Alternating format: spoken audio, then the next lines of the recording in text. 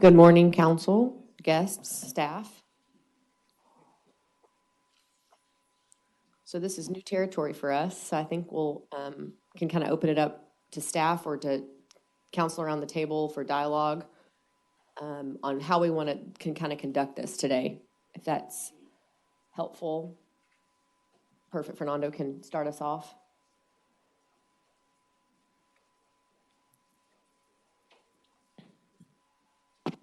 Good morning, Mayor and Council. On Tuesday of this week, the City Council approved 2 resolutions pertaining to redistricting.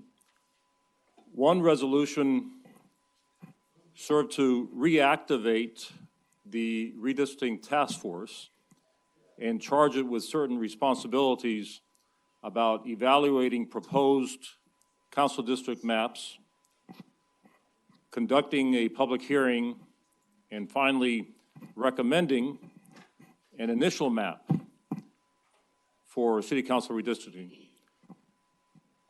And the second resolution reflected the first by amending the redistricting procedures that the former council had adopted back in April of this year. Now, those amended procedures contemplate that the City Council would produce a draft map today and submit it to the reactivated Redistricting Task Force for their consideration, along with multiple maps to be produced by Fort Worth residents and civic organizations, which is happening now and should be happening through November 12th. And later in November, the task force will be able to assess the extent to which the council map, all of the resident-produced maps, and even a staff-produced map, the extent to which those maps conform to the City Council's adopted redistricting criteria. The task force eventually will submit the initial map to the council. We expect that the first council work session in January, and thereafter, the council will be able to proceed with redistricting in earnest by conducting a public hearing and then conducting another map drawing session and then conducting a series of public hearings on the map that you produce at that map drawing session, and eventually, after responding to what you hear at those public hearings, producing a final map which will serve as a basis for the May 2023 municipal election. I know that's a lot of process, but today is the first step. And today, we're going to demonstrate the basic themes of the redistricting resolution, which involve transparency and participation. Because historically and customarily in jurisdictions across the country, redistricting tends to be a mysterious exercise whereby folks work in the back room, produce a map, unveil it, and it's done. But the Fort Worth City Council has decided to conduct this entire process in the open. And I think that's much to the council's credit. Now, there's an old saying that you should enjoy the sausage on your plate, but not watch it being made. Today, the public will get to see the sausage being made, at least in respect to the draft map to be produced by the City Council. Now, the process that we'd like to follow today is not to start from scratch, but actually to start with the benefit of homework that individual council members have already performed. And 2 in particular, Councilmember Williams and Councilmember Moon, have produced maps that we'll be showing you in a moment. And actually what we would like to do is ask the council members respectively to present their own maps, and Michelle Swindle from our IT Solutions Department will display them on the screen, and ask the council members not just to describe their maps, but to explain the approach to producing that map. What are the major themes that you're trying to highlight in your map?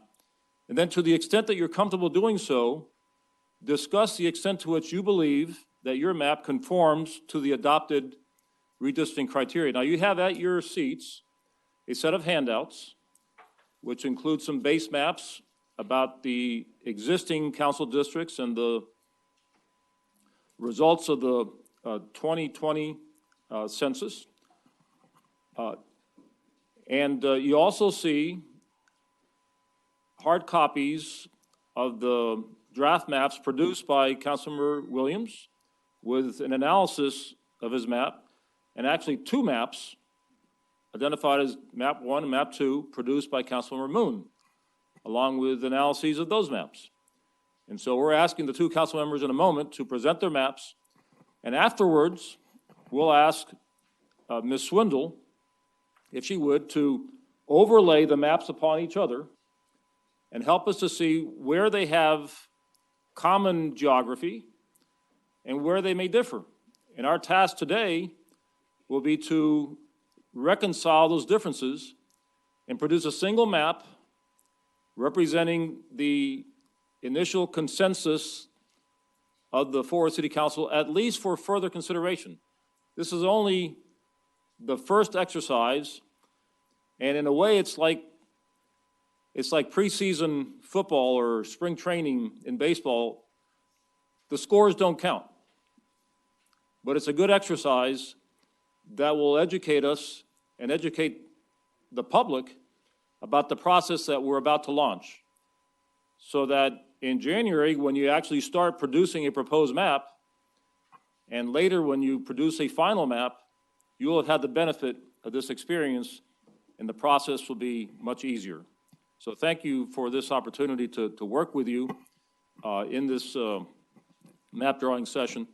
I'd like now to recognize the council members, whichever wishes to proceed first. On your agenda, I think you may also see the name of Councilmember Nettles, but I believe that Councilmember Nettles may have withdrawn the map that he had initially submitted to us. Okay, so we're looking to Councilmember Williams and Councilmember Moon in whatever order they wish to proceed. Thank you. Is there any questions at this stage? We're happy to answer them. Otherwise, we're ready to proceed. No, we appreciate Michelle being willing to do this with us. Thank you very much. And I think Fernando alluded to what I think is important, that we're doing this in the open and asking our questions and really trying to be as transparent as possible, which I don't think anybody else has done it like this. So bear with us, but I'm excited. And I appreciate Carrie and Jared taking the time to put forward different versions of the map. And who wants to go first? Before y'all start, I did want to make one note. There is a city limits map. So there has been some question about discrepancy in city limits. The city limits that's in the software is what the census had for our city limits. We've annexed since, and so from then to now, and what it will be when you adopt in May, there will be a slight difference. So just make note that those boundary adjustments. Yeah, where are the major There's differences? a number of them, because there's a lot of boundary adjustments that we've done specifically in the north and the west. The population that the discrepancy that got missed was around like 200 people. So it was Okay. nominal, and it wasn't even it wouldn't sway the target deviation. So it was just to be aware. And when we make the map in May, that there'll have to be some staff adjustment to account for that. So that was the only thing that this was to show. Okay. There's over here and down here, and up here, there were a few changes. So just to be cognizant of those. Yeah, it's nominal, so you bet. Who wants to go first? Carrie?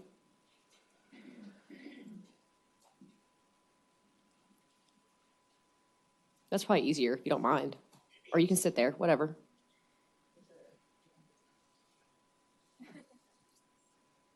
Works for me. All right, so this has been fun. Y'all don't tell anybody. Everybody thinks I'm an accounting and finance major, but my major was sociology. Don't tell anybody. No. So I finally get to use my major.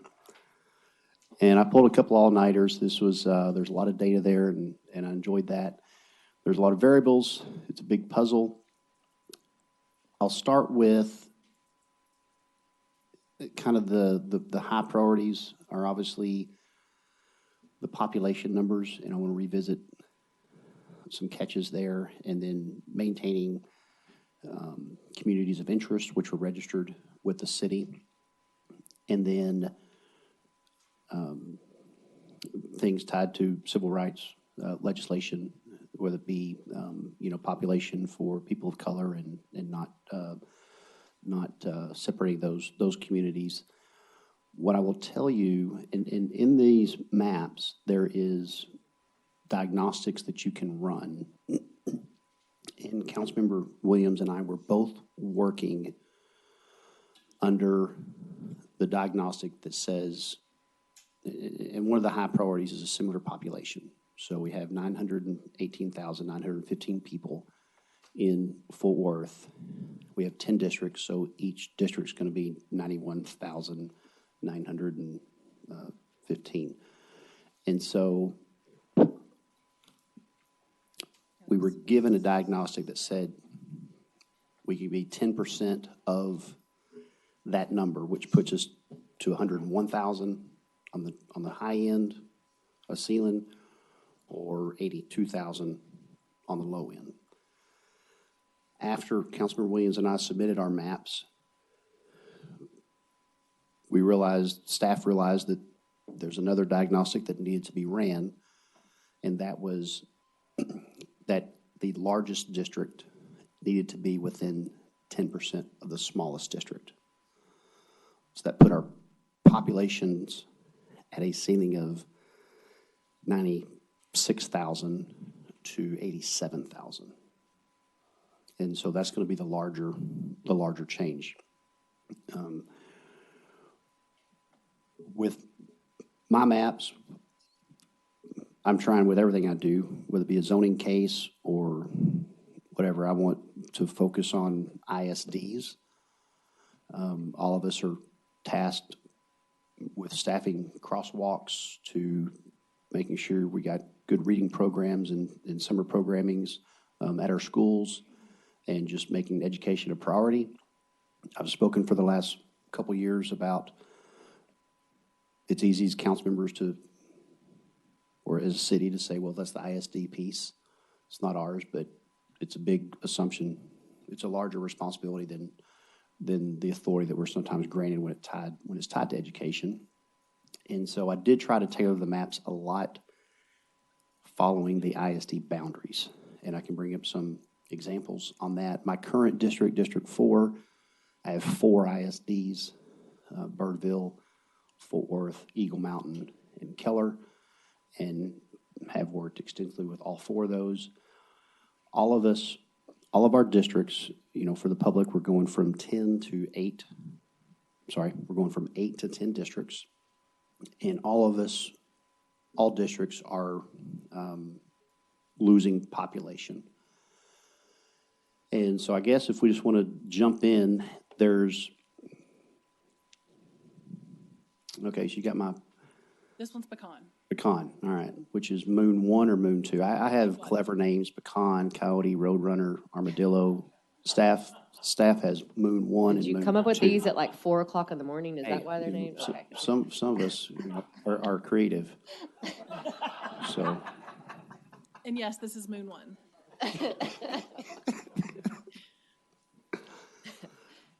So I guess you can I'll let y'all review. I won't read the presentation too, but you can look at your own districts there and see the population floors and ceilings, and then your demographics for each one. Carrie, do you remember in this map, if the current district numbers align with, how they align with the current numbers we have now. That makes sense, that question. Good question. And so you start with the template.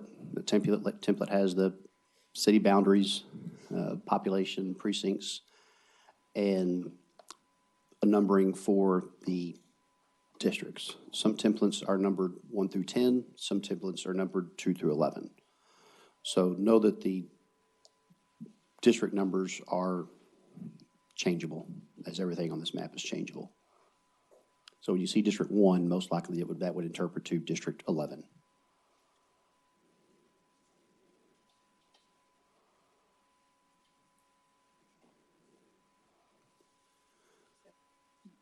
So the current, let's take somebody that's like, let's take District 9 that's on your second map, Coyote, Pecan.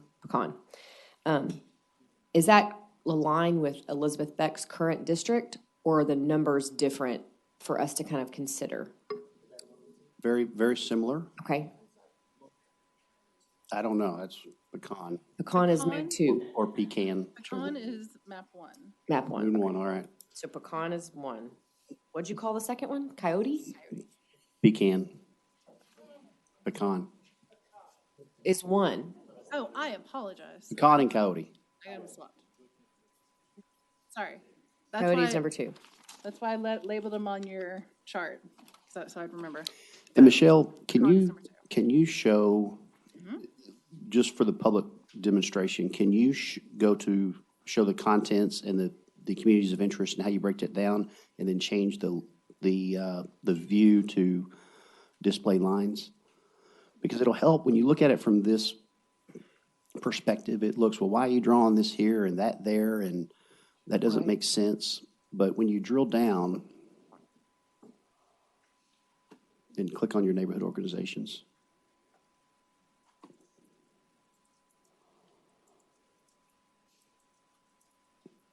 Do we want to focus on District 9? just pick one, and you can see where that's what you're drawing the lines around. Those are your communities of interest, your neighborhood organizations. So sorry to interrupt, but for those of us that haven't touched this, and maybe some people watching, this was all put in, communities registered themselves, put into the software. So that's what this is doing, then mapping that around those communities of interest. Correct. Okay. There's both the communities of interest original and communities of interest adjusted.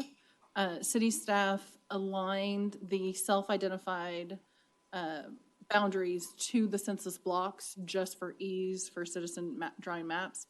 But if you want to compare how they originally identified themselves, because there was some overlap, multiple groups claim the same area. So, Do we know what the participation rate was like for people filing communities of interest or associations? Is there a way to understand that? Staff is, Michelle Goot says that there was 124 groups that submitted, that self-identified. And then we had to make some adjustments. so they've got, And we made adjustments. 124 out of how many? 124 out of how many? Oh, how many were adjusted? No, Or how how many many- groups? What's the population of groups? Well, I think you're saying neighborhoods, but we let people identify as communities of interest. So it wasn't just neighborhood groups or blocks, right? Y'all correct me if I'm wrong. That is But we accurate. yes, you could say you're part of an alliance or different things too. So It's ask that just question. how many people were engaged? How many Yeah. people participated? I'm just trying to, out of what was the pool? I can get the exact number. I know it was 124, and then we had to make some adjustments because, like, we had one person who identified a community of interest as an entire zip code. And so some of them weren't really, and then some people were submitting things that they really didn't have the authority to say that this was a group. So we have over 300 neighborhoods who are registered. And we have those in a GIS layer too that we can look at, but not all of them chose to register as a community of interest. And I would say even some, I know in my neighborhood, some of them were 4 or 5 registered together because they consider themselves a community of interest. And so we have our Same for alliances, mine. a lot of them chose to register as a community of interest, and then we had actually some areas that are like in the Lake Worth area, they are looking to the future of forming an alliance, and so they formed as a community of interest. And Councilman Firestone, not to be the voice of doom, I don't think you're going to get to the number that you're seeking. I know what you're asking about, but in my case, I had about 8 neighborhood associations get together as one of these groups. And so, and who knows who's out there, who registered, who may not have had the authority to do so. So, good question, but I don't want to go down that rabbit hole. Yep, and sometimes for East Fort Worth specifically, the overall, they registered as communities of interest, and you can see the communities of interest original GIS layer there, and then the communities of interest adjusted. Some of them were tied to zip codes, some tied to school boundaries, some neighborhood associations, HOA associations, those types of things. And then to finish my thought on the East Fort Worth, some registered as a smaller neighborhood association and then a larger conglomerate, and that conglomerate was a bigger population than the 92,000 person threshold. Yep. And so this is, when you look at this level, you can see why the line at District 8, instead of just going the northern boundary, just goes due along that one street, or, why you don't try to, why you, that little, I don't know what you call that little blue blurb at the north, why you have to draw it that way. Mm-hmm. Same thing with District 5, where you have the different stop 6 neighborhoods, and that north-south arterial, how you have to go deviate back and forth.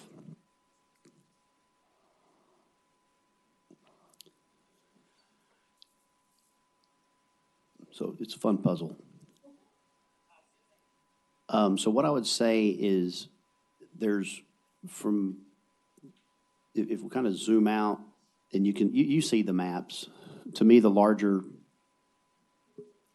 not a lot of difference between all the districts, between the pecan map and the county map, with the exception of District 2. District 2 definitely has the larger changes. And would that be District 2 and 4 for the Moon 1 map? fair enough. Other than fair enough, yeah. I was not thinking of myself, Chris. I was thinking of others. Okay. He wanted that on the record. Got that? Yeah. You good on your feet, Carrie? You good on your feet? And so there'll be some discussion. And what I'll say between the two maps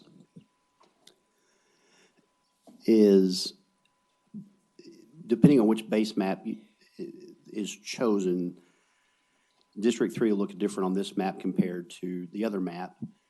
It's plausible to make District 3, if you like District 3 on map 2, and we choose map 1, you could still make District 3 look the same on District 1 that we preferred. So there's ways to move that around.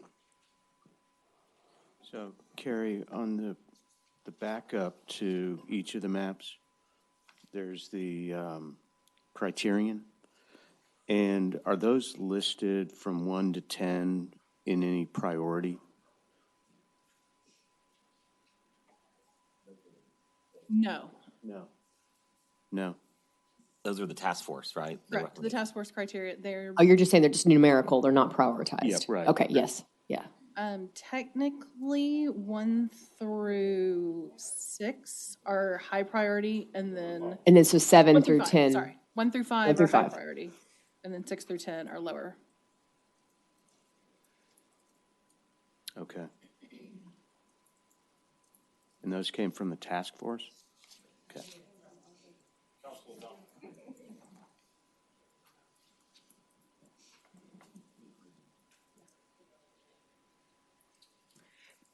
But Sarah, it's fair to say that task force input, of course, but there's also a legal aspect to this as to why those criterion are listed the way they are and how we have to give special consideration, correct? Right. And I guess I'll let y'all look at it and keep in mind this, every district is giving up population, and we all have communities that we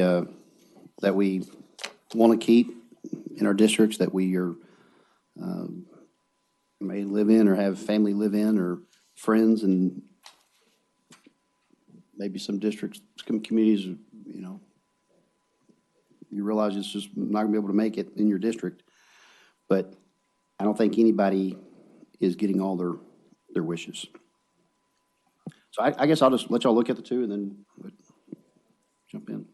Madam were you Mayor, gonna say something? council members, it might be good to remind you, the former council back in April, in adopting a resolution to accept the original task force report, established a set of criteria, 10 criteria, by which to redraw council district boundaries. The first 5 of those criteria, in no particular order, the first 5 were classified as high priority criteria, and the other 5 were classified as lower priority criteria.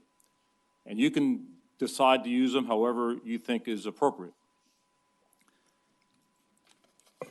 Now, you mentioned legal aspects. Criterion number 1, approximately equal size, is a legal criterion. That's the one person, one vote principle. And as Councilmember Moon explained earlier, you can't have more than a 10% deviation between the smallest district and the largest district.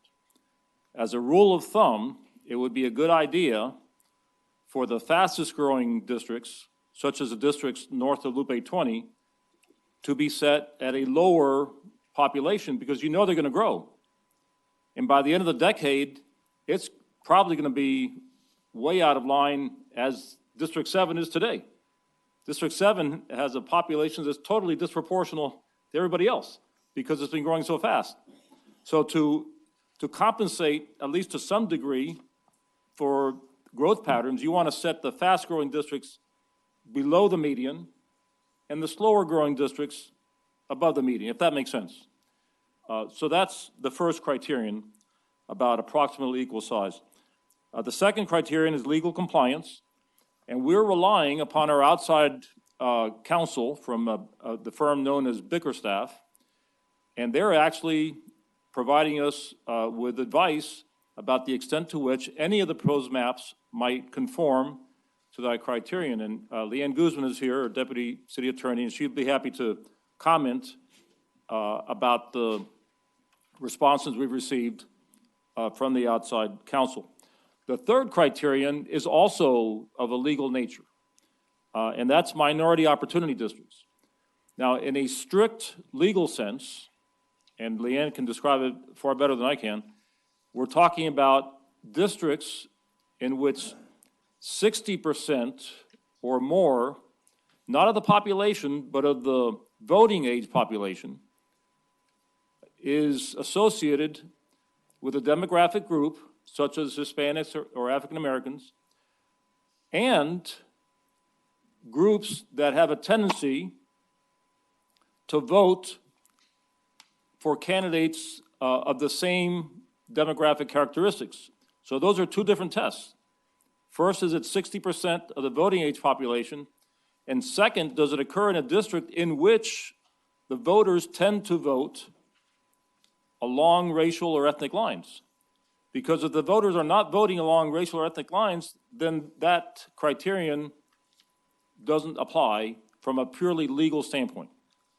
So that's the third criterion about minority opportunity districts. I see Leanne approaching the microphone, and we'll let her elaborate on that point. There's the wireless, if you want that too.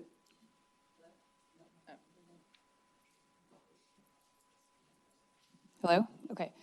Just to clarify, the 60% is a rule of thumb. You can actually form a minority opportunity district with less than that. So I just wanted to clarify that wouldn't be a hard and fast rule. It's a good rule of thumb, though. Thank you, Leanne. Criterion number 4 is communities of interest. You've talked about it already. A community of interest historically has been a neighborhood or collection of neighborhoods or any geographic area with common characteristics and common interests that you want to consider as you draw these district boundaries. We have, this year, taken a more rigorous approach by allowing neighborhoods and other interest groups actually to register with the city. Now, this is an imperfect process, as Michelle Good has already explained, but it's an attempt to listen to the public about what they consider to be their communities of interest. You're not obligated to draw maps that include every community of interest within a single council district. In fact, that is almost geographically impossible. You will find that it's almost impossible to satisfy all of these criteria simultaneously to the full extent, because sometimes the criteria conflict with each other. And so that creates an even bigger challenge for anybody seeking to draw a 10-district map conforming to all 10 of these criteria. Criterion number 5 is contiguous territory. That arguably speaks for itself. Everybody knows what we mean by contiguous territory, but what does that mean when you apply it, for example, to District 3, where we have all kinds of irregular city boundaries? It's very difficult to draw a contiguous District 3 because you have, in some cases, highway rights-of-way connecting different pieces of District 3. In other parts of Fort Worth, it's a much easier task to delineate contiguous districts. So that's item number 5. Number 6 is compactness. And that is a factor that historically we have applied using intuition, but the council has established an objective criterion, the Poultry-Popper ratio, which we're seeking to maximize. And we'll show you the extent to which we can measure the compactness of each district and the extent to which the district conforms to the established guideline for compactness. Number 7 is identifiable geographic boundaries. You want to identify boundaries as creeks or railroad tracks or highways or other physical features that are easily distinguishable on the ground. Voting precincts is a tricky factor because the county has not yet published the voting precincts based on the 2020 census data. So that factor currently does not apply. And in practical terms, that's not such an important criterion because the county actually can adjust the voting precinct boundaries based upon the districts that the city council delineates. So it's really the tail wagging the dog if we let the voting precincts determine what the electoral boundaries should be. Then you have census block groups. It's convenient for statistical reasons to include whole census blocks and block groups within individual council districts. And finally, place of residence. The criteria explicitly stipulate that we are not to consider where an incumbent council member resides or where a potential candidate resides as we draw these boundaries. So that's a rundown on the 10 redistricting criteria, because you'll be referring to these criteria from time to time, I'm sure, during the course of your deliberations. I want to be sure there's clarity about what these criteria signify. I think we have a question from the spec. Yeah. Can you please go back to number 3, the minority opportunity districts, and just go into a little more detail? We talked about what percentage it needed to be, and then the likelihood of Yes. electing a candidate. So how do we determine the what is that metric? If you could just expand on that, because I think Sure, it's sure. something And important to again, share. I'll defer to Ms. Guzman, who's been working closely with the outside counsel. Generally speaking, we often think of minority opportunity districts as being the equivalent of what we commonly call majority minority areas. We often use the term MMAs or majority minority areas in reference to our work on municipal equity. We want to be sure that neighborhoods that are comprised in the majority of Hispanics, African Americans, and other racial and ethnic minorities, when they constitute a majority, then we want to address the degree to which we provide our services equitably. But minority opportunity districts are not the same thing as majority minority areas. Majority minority is usually defined as 50% or more representing minority groups in the aggregate. But total population, when we refer to MMAs, when we refer to minority opportunity districts, which is what we're doing now, we're referring not to total population, but to voting age population. Now, as a practical matter, for example, the Hispanic population of Fort Worth and the Hispanic population generally tends to be younger than the population in other ethnic groups. And so as a result, even though a district may have, let's say, 60% Hispanic population, it may only have 50% voting age population that would be classified as Hispanic. So that can be a significant difference when we think about voting age population versus total population. And just to jump in here, that's one thing that I've noticed so far, and not picking on anyone in particular here, I know you worked very hard on it and we talked about it. That's one metric that I see right there. While you have the percentage of Hispanic population over 50%, and not just in District 2, you see it in Districts 9, and you also see it in District 8 on both maps. This is just highlighting the difficulty of meeting all of these criteria simultaneously. It is practically impossible to satisfy all of these criteria. So you get into a balancing act. And there's no right or wrong answer.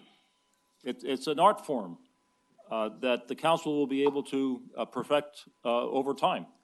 And that's why today's exercise is so important. And so we mentioned the difference between total population Got a question. and voting age population. Yes, sir. If I could make one more point, would like to come back. And I know Leanne would like to elaborate. The other point has to do with the tendency to vote along racial and ethnic lines. Because simply determining that a district is 60% voting age Hispanic by itself does not signify that that district is a minority opportunity district.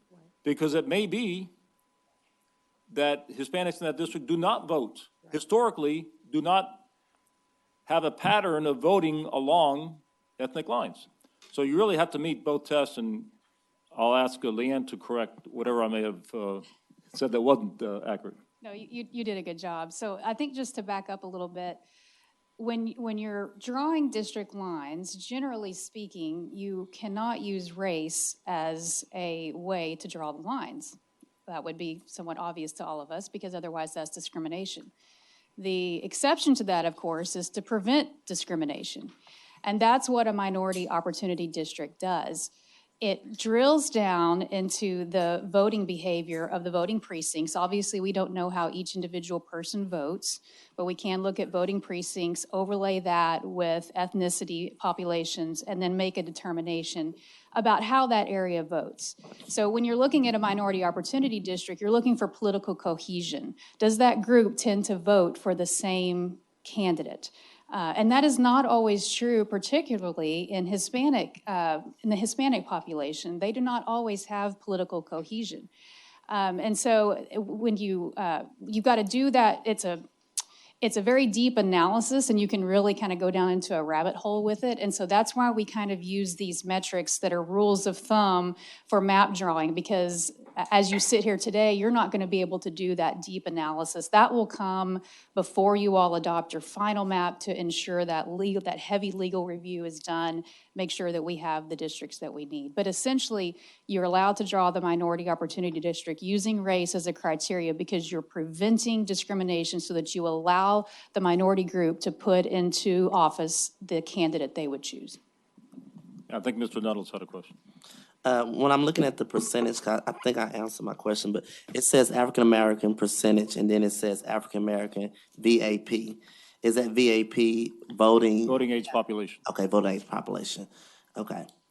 So you want that to be 60% as a rule of thumb to establish what is known as a minority opportunity district. Now, you could have an African-American minority opportunity district, or you could have an aggregate minority opportunity district that it encompasses a combination of African-Americans, Hispanics, Asians, and others. I have a couple more questions, and bear with me. I'm not trying to belabor this, but I know These are important points. most of us have heard our constituents, I know I can speak for mine, those that wanted the IRC or wanted more participation. A primary concern was to ensure that we have minority opportunity districts. So I just want to make sure that I'm crystal clear and everyone here is crystal clear on exactly what that means moving forward. So when you talk about political cohesion and that drill down, walk me through some scenarios that would be okay. For example, District 8, Mr. Nettles' district, it is a minority opportunity district. It is more Hispanic than it is Black, but they cohesively come together and elect a Black candidate, even though it's predominantly Hispanic. And so that would meet the criteria then of what a cohesive voting block would be. There's not a requirement that, say, if it's a predominantly white district, if they come together and always have a history of electing a Black candidate, I understand that that's not a minority opportunity district, but we're looking not at are people of a certain racial ethnic background electing someone from their racial ethnic background. That's true. But they have consistently come together and voted for. So it doesn't have to align like with like, correct? That's correct, most of what you said. So Okay. just to go back, when you're doing a true legal analysis on a minority opportunity district, you are looking at only one ethnicity. Now, that doesn't mean that, like we said earlier, it would have to be the predominant ethnicity in that district if they are able, like you said, with another group to elect the candidate of their choice. Where it gets to be a problem is when that minority is voting different from, let's just say it's from the white population in the district, then that makes it where that minority group can't elect the candidate of choice. But in your example, they can. So the group all together, all of the ethnicities together are electing a candidate of choice. So really there's no discrimination there at that point because they're getting the candidate of choice that they're voting for. Does that make sense? The protection, the legal analysis is to protect a specific minority group. Right. But there is no discrimination if they're able, with a smaller percentage, to get the candidate of choice in. And does the candidate of choice have to? And the candidate does not have to be from that ethnic group. Okay. This is a particular interest because District 9 gets a lot of flack because it's historically been predominantly Hispanic, and they have historically elected a white person to represent them holistically. And so the analysis that we would do is look at the Hispanic population in District 9 and see what they have historically voted for. And so if they have historically voted for, when on the ballot, a person of color, then there would be an issue with District 9. And so how do we reconcile that with the percentages of people in that district? Do they get carved out? How does that work? Basically, yeah, you're gonna draft a district that accounts for that and make sure the percentages work in order to give that minority population the opportunity to get their candidate of choice in, yeah. To Elizabeth's point, Leanne, I don't know if this has anything to do with retrogression, when it comes to the African-American community. Traditionally, Fort Worth has had 2 African-American, opportunity districts, right? But over time, there has been, I think, some changes where, as far as from organizational things, there seems to be a dilution, right, of the formation of that. And I think that's what Elizabeth may have been touching on. But can you talk about that, about retrogression? Yeah, so retrogression is not an actual legal requirement right now because that section of the Voting Rights Act was essentially struck down by the courts. Prohibiting retrogression is not a legal requirement. It's not, is that what I said? That's what I meant. The retrogression is not a legal requirement. It is one of your criteria because the task force recommended that it be. Okay. So it's in that second criteria under legal compliance, but officially, legally, with, under the Supreme Court cases and et cetera, it's not a legal requirement, but we chose to make it one. So yes, you will have to take that into account as you all draw the maps to ensure that no minority or ethnic group gets, experiences that retrogression. I think it's important to note, because this is potentially confusing discussion, that these are not absolute requirements. There is no requirement that you create X number of minority opportunity districts. It is simply, shall we say, aspirational, that we seek to maximize the creation of minority opportunity districts. But there's no absolute requirement. I'm sorry? Yes, the intent is to maximize the creation of minority opportunity districts. But precisely how that occurs is practically impossible to forecast. You have to balance it against other considerations that are also important because these criteria do tend to conflict with each other.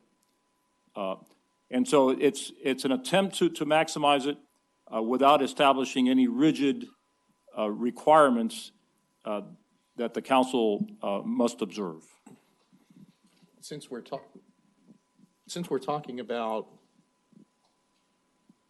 things that aren't necessarily a legal requirement, is there a way that we can look at,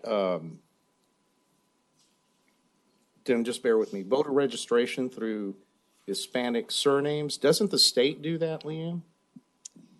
It's my understanding there's not specific identifying information on that, but I can check on that. Yeah, because I thought that they used that for their redistricting at the legislature.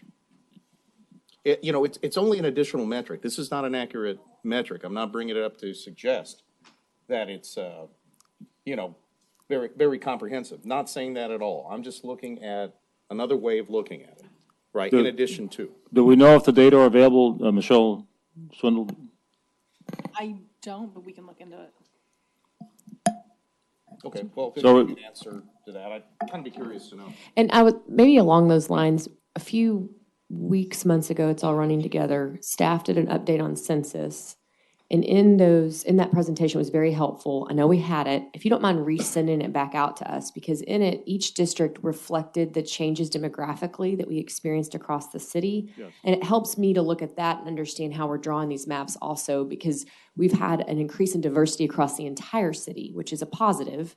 So how does that reconcile with trying to draw these districts? Yes. Okay. At your joint work session with the Redistricting Task Force next Tuesday, we're asking Mark McAvoy to provide you with a recapitulation of that data as they pertain to the redistricting process. So you will see that information next Tuesday.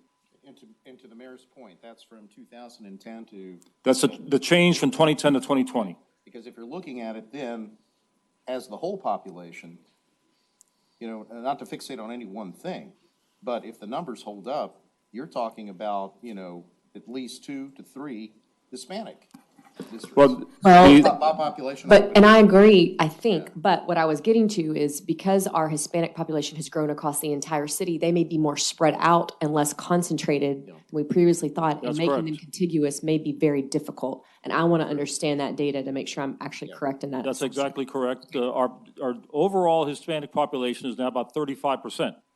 So you could say, if you have 10 districts, then 3 or 4 of them ought to be predominantly Hispanic. But that's very difficult to do, in large part because, as the mayor says, the population is not as segregated as it once was. Yeah, and I realize that trying to go through my own exercise. And even, that's also true for African Americans. We are no longer as segregated a society as we once were. That actually makes it more difficult to create minority opportunity districts. Fernando, could I just ask you in future discussions that we have to really elaborate on the importance of cracking and packing? And, Sure. you know, because we got into that during my neighborhood meeting a Yes, couple ma'am. weeks ago. And it may not be appropriate now. Well, I think it is appropriate. Okay, because when you Because take we're a going look to at see, those we're going to see numbers- examples of, not from the council members who are presenting, but see instances in which you can envision the possibility of packing and cracking. Packing and cracking, and they go together, is a kind of strategy that can be employed to minimize the voting strength of groups that someone may be trying to disempower. And so, for example, if you could have a 60% Hispanic community within which only 40% of the districts are predominantly Hispanic. And you wonder, how mathematically can that happen? Well, that can happen if you pack minorities into a single district within which 90% or more are members of that minority group. So that's packing. That's putting so many minorities in a single district that there are not enough of them in other districts to elect candidates of their choice. Hand in hand with packing is what's commonly called cracking, which is a way of dispersing minority populations so that instead of creating districts with 50% or 60% minorities, you get them just below the 50% mark at 30% or 40%. So if you combine packing at 90% plus and cracking at 30 or 40%, you actually minimize the number of districts from which those minority groups can elect people of their choice. That is a long-standing practice in many parts of the country, packing and cracking, and that's a practice that the council has determined we should seek to avoid, either consciously or subconsciously in the redrawing of council district boundaries. So thank you for that question. If I may jump in, there's there's a couple conversations running parallel, and I wanted to just put some comments out there. One, Mayor Parker referenced the population growth characteristics. And when we look at those, for example, Black, Hispanic, and other populations were the largest growth, Black being 29% over that 10 years, Hispanic being 27%, and other being 153%. So we see that our communities of color are rapidly growing in the city of Fort Worth, and I think it's important that when we talk about minority opportunity districts, that we also honor that growth as well. I think when we talk about like the conversation around electability in minority opportunity districts, there's several variables that there is data available. One, voting age, one, whether or not the groups in those minority groups are represented in voter registration. And I think the third, and that was to Councilmember Flores' point, we can use surnames. There's a variable, I think it's either census or the Secretary of State, but there is a voting age variable related to Spanish surnames. And then lastly is voting history. And I know the state overlays voting history with their data set. And those are the things that we could use to determine and test our assumptions on whether or not a minority opportunity district is in fact the opportunity. We may have districts with over 60% of a minority group, but then when you look at those variables, right, and disaggregate that data, it may not be an opportunity at all. So I just want to echo that point that there's some data that neither we nor the residents have to really test that assumption.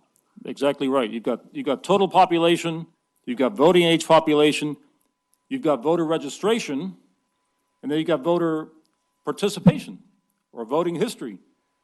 And in respect to the Hispanic population, even if you look at the total population, the voting age population percentage will be lower.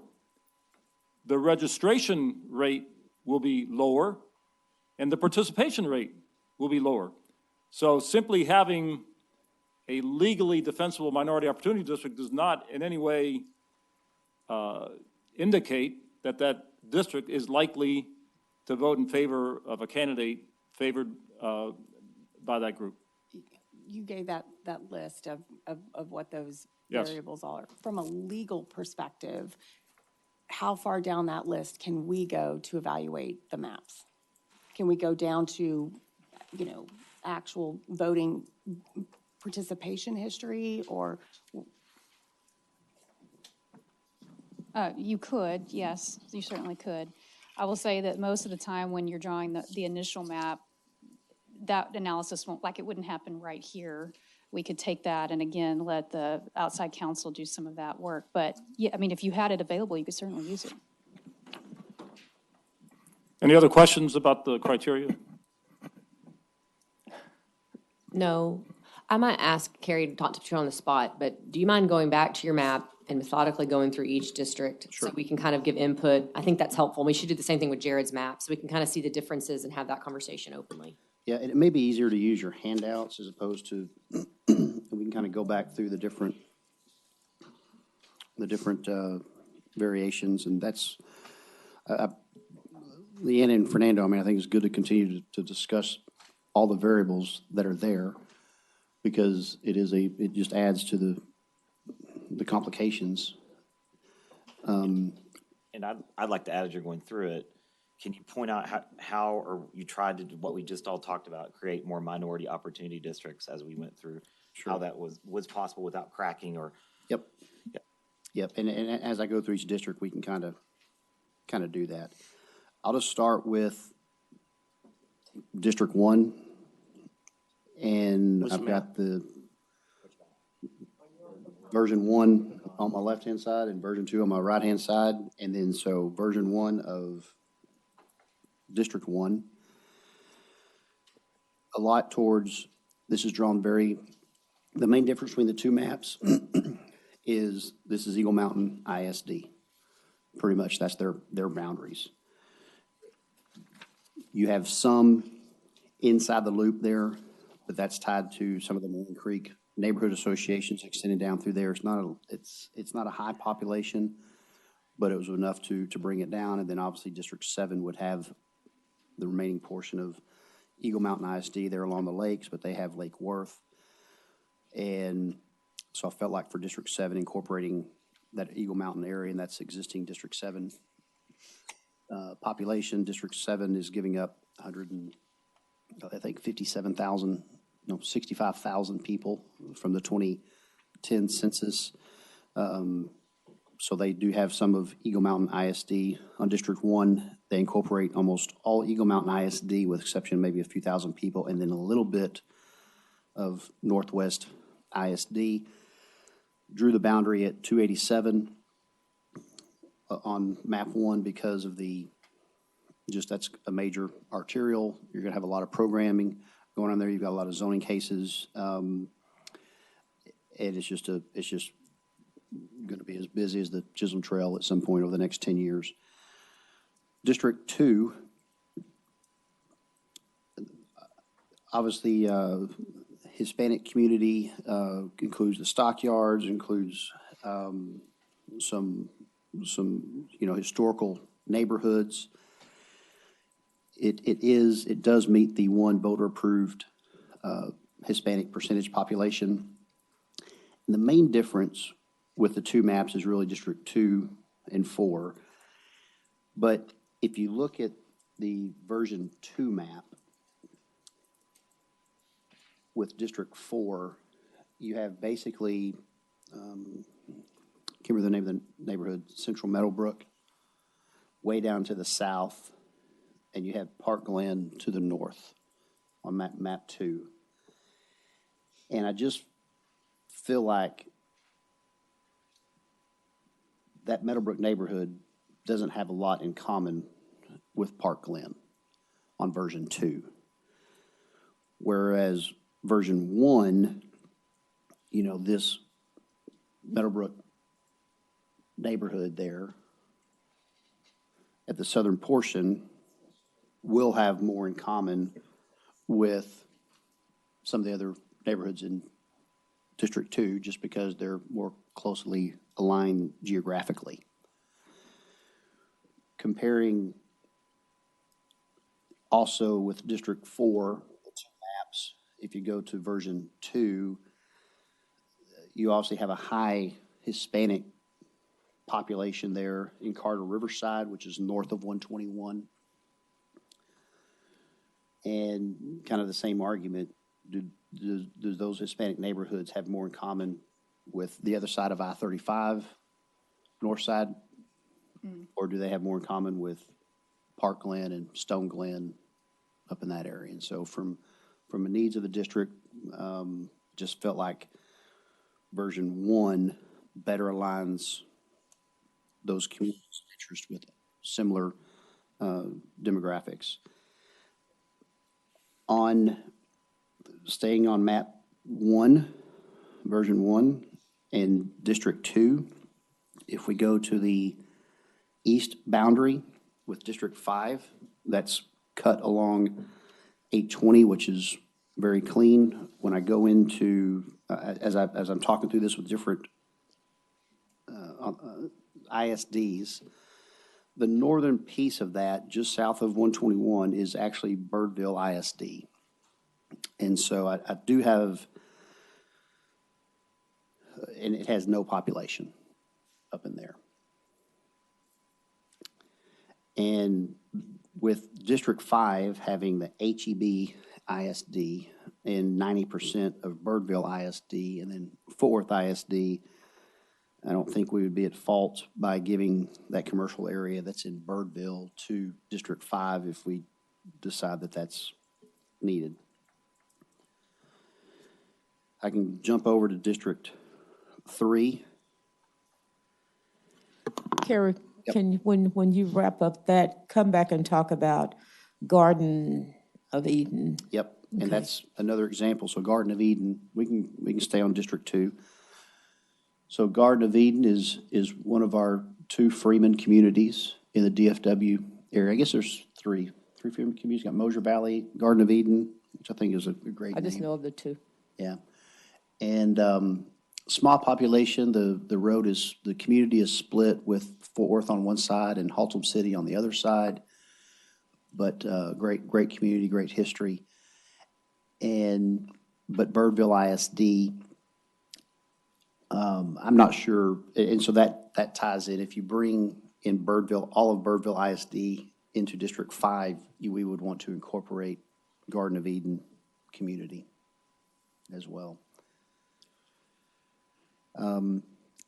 So District 3. Let me jump to District 9 and how it incorporates into 2 real quick. I might just go that way. So if we stay on map 1, District 2, as it lines up with District 2, District 9, the goal was to really make sure that downtown doesn't stop at I-35. That's a common sentiment for East Fort Worth residents, saying they don't want downtown to stop at I-35. And so what we tried to do there was incorporate some of the I-35, both sides of I-35, and then obviously maintaining some of the existing district to the north. It comes over to University as your east-west arterial, your north-south arterial there. And then move your map up some, Michelle. I guess they can follow it. But if we go all the way down to the southern portion of District 9 on map 1, that's Fort Worth ISD. And that's a very densely populated area. Sure. On District 9, down in the southern portion, when it crosses 35, there's that little cutout there. Is there any way to put the neighborhood boundaries on for us to see?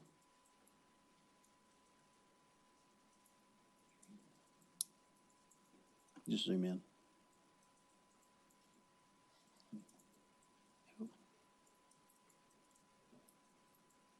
The east side.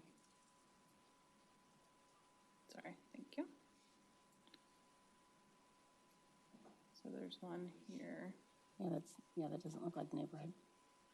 I'm assuming along this one is what you're talking about? District 9 currently has that area. Yeah. It's slightly different from the current boundary, and the reason I wanted the neighborhoods highlighted, which it doesn't look like they are still, I think it bifurcates a couple of neighborhoods. Click on your communities of interest.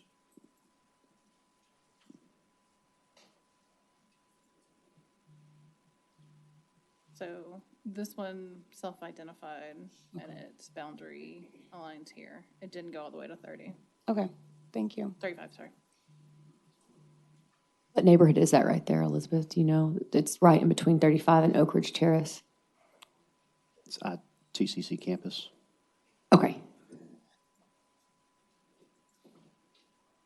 So on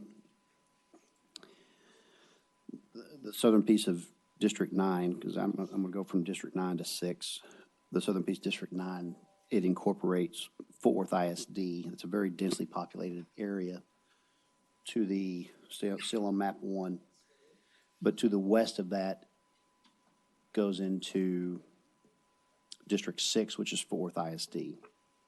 District 6 is drawn trying to incorporate Crowley ISD, which is our third largest ISD in the city of Fort Worth, and then Burleson ISD, which is one of your best ISDs in Fort Worth. Everybody got that? Go Barry, else. this one also includes Fort Worth ISD as well. And some of Fort Worth ISD, which is also a good ISD.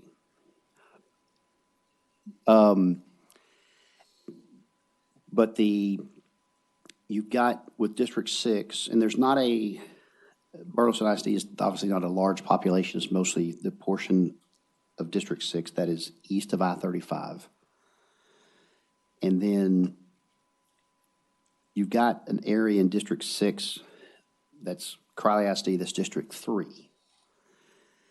And that is, I haven't ran the numbers, but it is possible to put that in District 6, but District 3 would have to take on the northern portion of District 6. Why is that? Just a swap population. So you could look at giving District 6 the area of 3 giving District 6 all the area east of Chisholm Trail, but you would have to have District 3 come down to grab more of that Fort Worth ISD population. I'd say we can make that change right now and see what it looks like and see what those numbers turn Okay. into. Not yet. We'll go through Okay. then we can. And then District 3,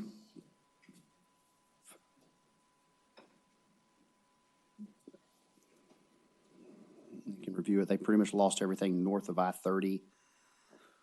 Heavy concentration of Fort Worth ISD. And the main difference between the two maps with District 3, between version 1 and version 2, is north of 30, the Walsh Ranch piece. That could be moved either way. Y'all can have that conversation. I liked Walsh Ranch being in 2 districts. There's a lot of attention to be placed in that growing area from an infrastructure standpoint and population and business development as well. District 5, I spoke to the HEB's ISD, Stop 6, incorporating that neighborhood, maintaining the work that's been done on Lake Arlington over the last few years, keeping those projects going forward. District 6, I spoke about that. District 7, I spoke to. District 8, similar lines to prior map. It does include most of the Everman ISD. Maintains that jet out to the to the western portion where it jets out is basically capturing the hallmark community that registered as community of interest. Carrie, are you showing Highway 10 as my northern boundary? On District 5, highway as your, whatever city of Fort Worth limits. That's okay. Yep. That's good, okay. Yep. So that's where Bell Helicopter is. Yep. And then District 8, talked about Hallmark, why that jets out there and captures that. And as you go south, that's all Everman ISD, but then it extends a little further south into Crowley ISD to capture that little peninsula there, the Garden Acres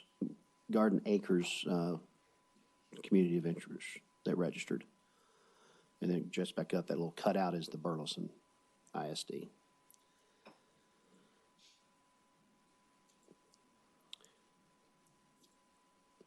Covered 9. So I guess that's it for that's map. That's really where I'm recommending. I like the version 1 map. Version 2 is more in line with Councilmember Williams' map. And Councilmember Williams' map, I spoke to the diagnostic that was added Tuesday to the software that pretty much required population ceiling to go from 101,000 to 95,000. So you look at the population numbers on that map, that's the larger issue. But the version 2 map would be more similar to Councilmember Williams' map. That's all I got. If I could just, is it appropriate at this time for us to make comments on so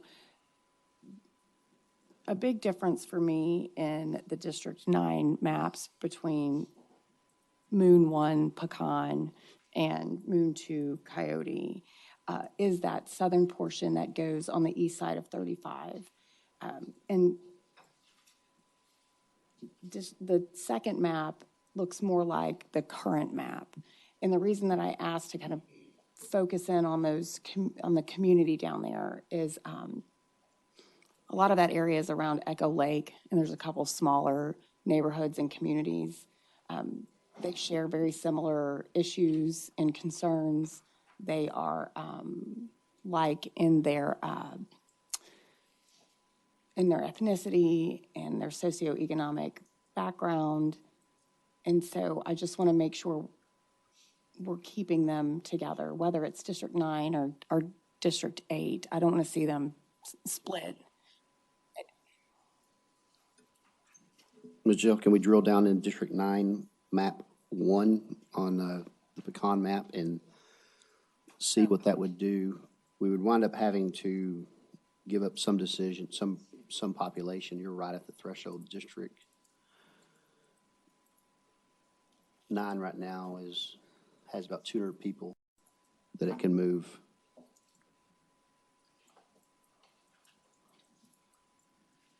So do we want to reassign this entire section over? Or am I on the wrong? Go a little further 22 north. south. There we go. Further south. Right there. We're right there. Just north of Echo Lake. Okay. So you could swap out. So she could take just that portion and then give historic Southside back. My concern is really just making sure that we keep them together, whether it's District 9 or District 8, right? because I do think it would be beneficial for those communities. And to the extent and it is a predominantly Hispanic community, if almost exclusively Hispanic. And so to the extent removing it from District 9 would dramatically impact the Hispanic population in District 9, then I think it should be kept in District 9 so that we maintain a higher level of Hispanic voters in So the how do you, district. Michelle, can you tell the population there around that Morningside? I mean, that's, Let me, so that Morningside area is currently District 9, it's, Elizabeth? Chris and I share it. It gets cut up in there. It's hard to, it's almost block by block, but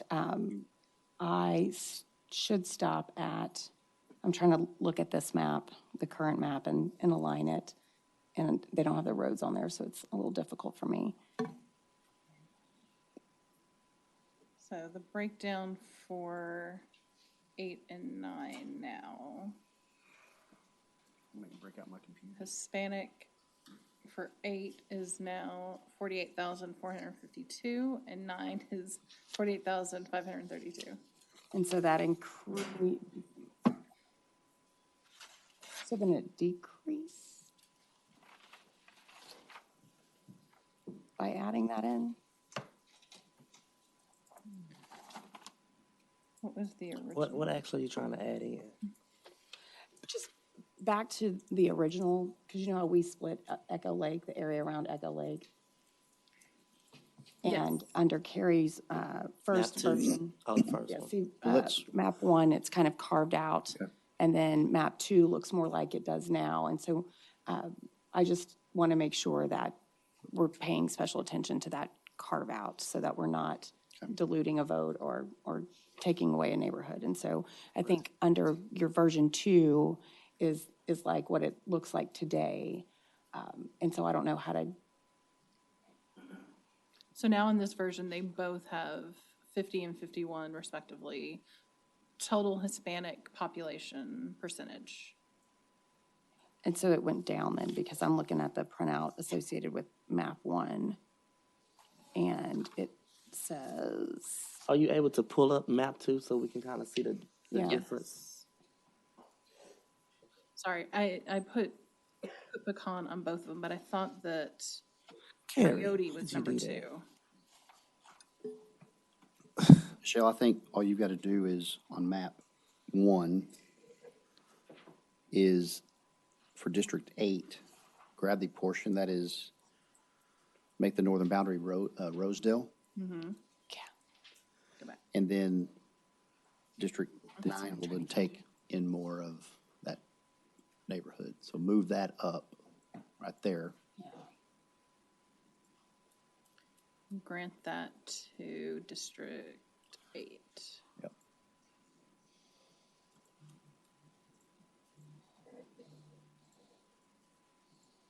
Getting greedy.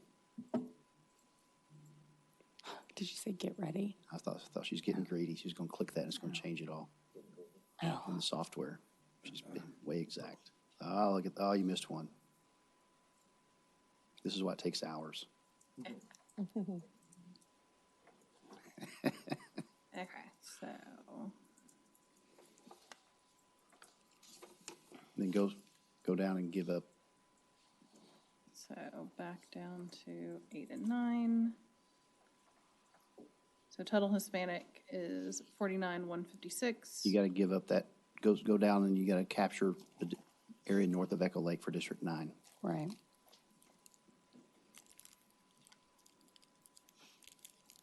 So we're giving Echo Lake back to 9.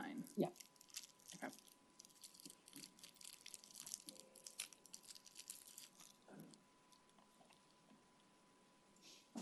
I don't think you go all the way up to Berry Street now. I do. Say that again, Chris. She doesn't go all the way up to Berry Street now. That's why I was saying we might need to look at your map 2. Right. That's more close to the original. Current. And I think Councilman Williams' map also has that little portion. Drawn, yeah.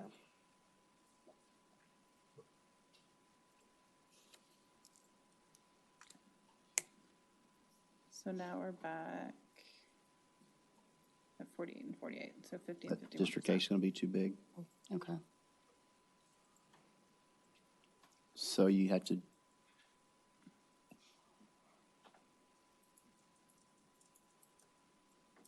well, just keep moving that boundary. Keep moving District 9's boundary to the north right there. That's, Chris, you need to chime in if that's, Yeah. if you don't like that. Let's say how much more. Where you- we are, I mean, Yeah, I'm not trying to take your district. I'm just trying to make sure that those two little neighborhoods stay together, yeah. yeah. I do want to ask a question. I don't know if Fernando needs to answer this. He alluded to earlier, we need to look into the growth that will take place in the next 10 years and how, how do we make that so when I look at Carrie Moon's one map, and it kind of corners me in where only growth can take place possibly in Everman or Forest Hill for me. And we haven't got to Jared's map, Councilman Jared's map. But my question is, at the end of the day, if my districts seem to have more than others, but could that be in count too? Because That's a good thing. 10 years down the road, That's correct. my district may not grow as much. That's correct. If the projections indicate that your district is less likely to grow, then it would make sense for you to have a larger population now, maybe 5% above the median. And a district like 7 or 3 or 10 or 11, one of the fast-growing districts ought to be below the median, perhaps by as much as 5%. Okay. Yeah, I just want us to consider that because I know as we trying to grow, like Carol just said, that gives you too much. But at the end of the day, it may be okay. Yes. Because I may not grow as much. That's correct. If that's the case, Mm-hmm. if we're talking about District 9, who's landlocked. thing. Yeah. and mostly built out, it should That's have correct. slightly higher today. Because Yes, we saw the slowest growth. yes. Yeah. Okay. Michelle, do you want to try to grab some more for District 9 from 8? And see if we can make that request work or not? Yes. Do we want to go north or south? Echo Lake, just grab more north of that for District 9. Or can you, what about, instead of going north, can you grab that portion right there? Is that better, Elizabeth? North of Oak Ridge Terrace, and then to the east. Okay, do that. I see what you're saying. So 'Cause that's- follow Yep, yep. that road arm? Yep. Right, and that's like how it looks now, yeah.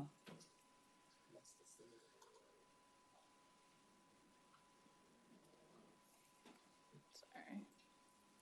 Let me get rid of my district window. More space.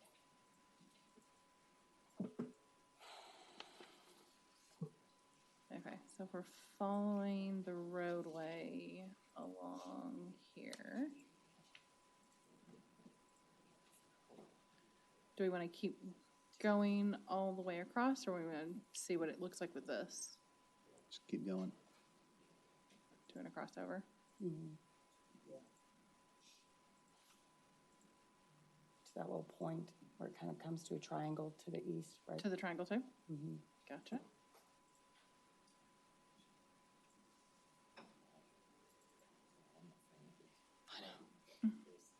This is why it takes all night.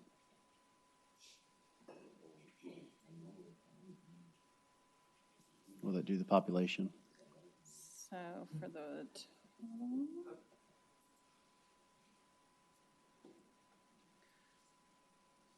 Bingo. total is 94 and 96, and No, she has to Hispanic is lose- 47 and 49. Yeah, but she's going to have to lose another 600. But if we're accounting for future growth, which Fernando said we should, then District 9 being the slowest It's a growing. calculation. But isn't that within the, No. aren't we 87? So the overall range is out. Okay. Don't mess with my ceiling. Which we can make changes to other areas too. 95, 95.5.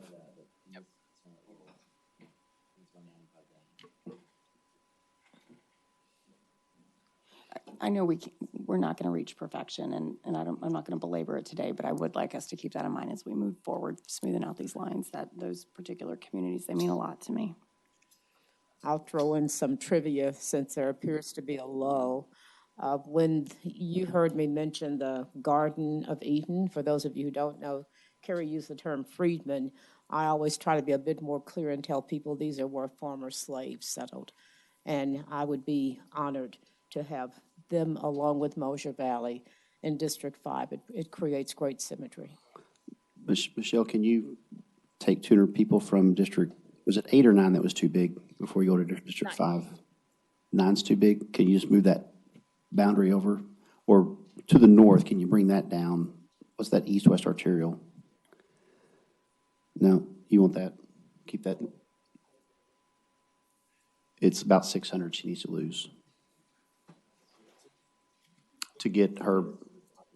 To align for the 10%. So Chris, what's more important, the boundary there, the northern boundary right there, or the boundary to the south that she just drew? Go further south. Further south. You could probably drop south of Allen, like where you see Hillside Park. Oh, I'm sorry, go down. Out there. No, up I to really the, didn't see Alan.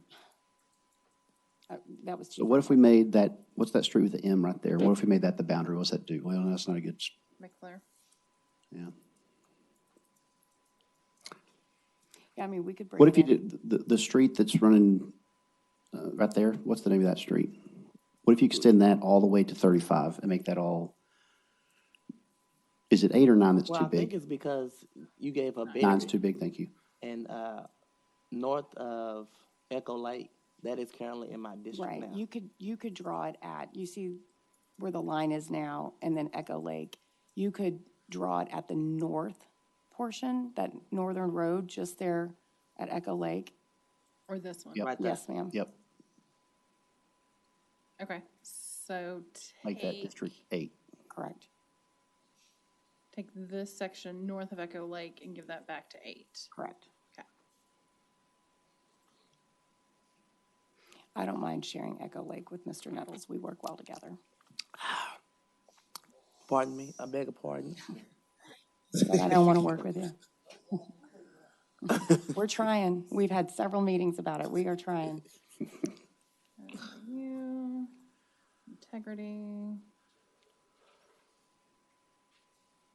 Yep, we meet. Okay, so let's go look at District 5. Could you pull up the district population for 5? Yes.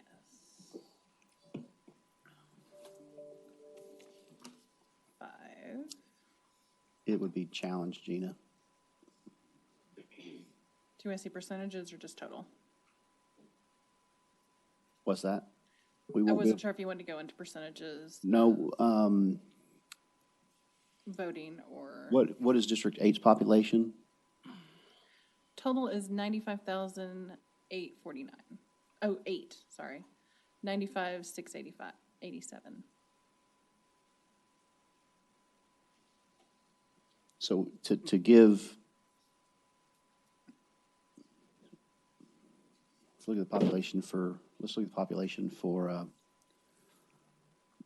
5, the Garden of Eden. Let's look for population there. It's going to be really tough to add population there. She's got the largest district. Let's give it a shot. Who has it now?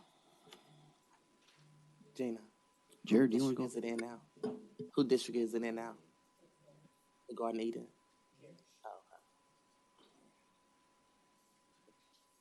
We still got to go over Jared's map.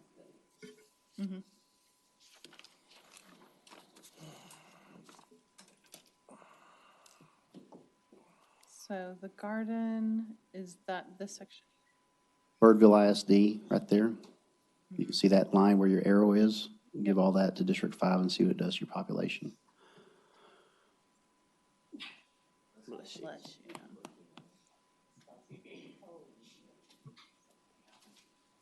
You can see Garden of Eden there in the northwest part of the screen. All right,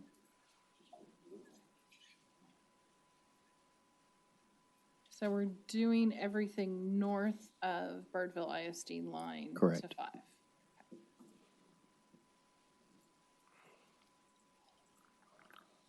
And it may be something, why don't we just grab Garden of Eden real quick and see what that does? Are you using Miller as a western boundary for me? We can look at it. Because, see, that'll push more poly into Chris from me. And it makes sense to do so since Miller is a major arterial for us. Just grab Garden of Eden real quick and see what that does population. That's the only one that has any population is Garden of Eden. That's all parkland, Trinity River drainage area.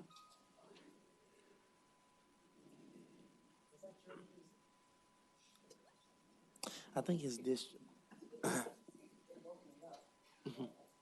I think his map 1 has been going over. What does that do to Miller. the population?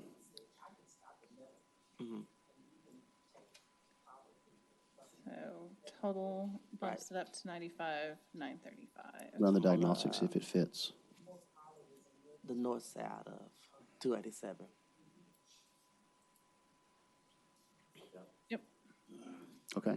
So then we could just assign to connect, for the connectivity, there's commercial area there with no population that we can move over District 5.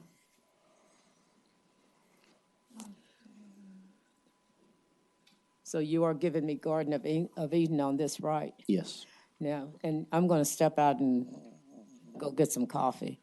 But in case you wrap up, do take a look at Miller and show that as a western boundary for 5, and I think you'll see some numbers true up for District 8. Most of Poly is in his district already.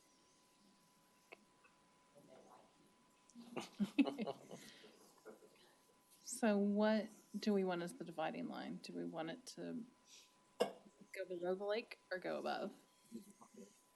If there's no population, give it to 5. If there's not, keep it in 2. But that's Birdville ISD. Yeah, there's no population. That's doesn't look like there's any down Gina here. loves having, she'll finally get to have town hall meetings in her district. Because I do more there than anybody does. It's a little secret place. It's a good place for town halls. All right. So 5 gets the lake.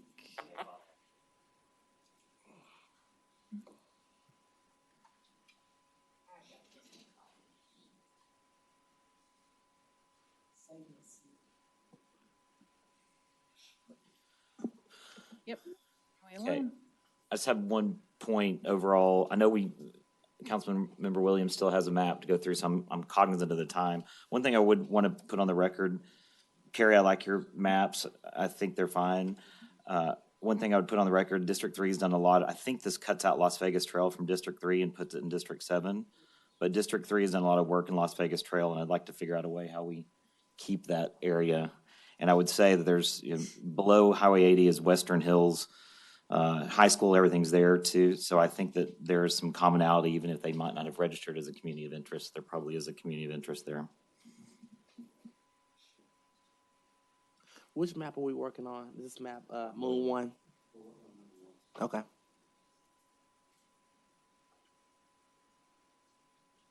It looks like both of Carrie's Moon cut out Las Vegas Trail and put it into 7.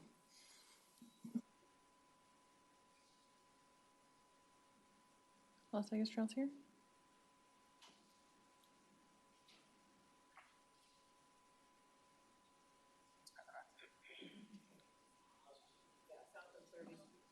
Okay. Sorry, yeah, south of. So keep going west. That little orange piece right there. Gotcha. In fact, I would kind of argue everything south of 30, because you get into Chapin Road, you get into the Yeah, The population there is too dense. There's probably 5,000 people in that neighborhood right there. yeah. There's really not a way to do it without putting that in 7. Okay, we'll have to, I think, yeah, I just think it makes, For that to be in 3? yeah, District 3's done way too much over the last 4 or 5 years. So whether it's me or someone else sitting here, and if you go just south of that, all of that is Western Hills High School. That's all part of their population right there too. So if we have to juggle population places. Do we want to dig into that now, or do we want to look at? I think in the interest of time, I'd much rather just go, I mean, that's on the record, and that's part of this process being open and transparent. I want it to be on the record, but I know Councilwoman Williams has worked hard on his map, so I'm happy to go with that in the interest of time.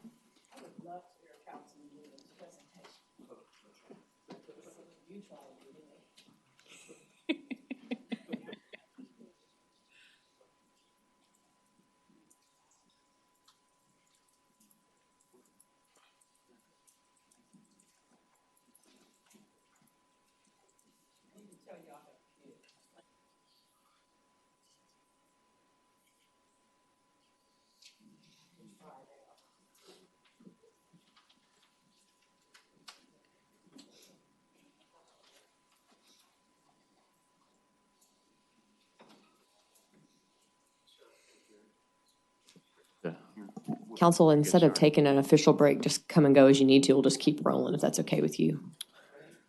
Chris is going to share his pretzels.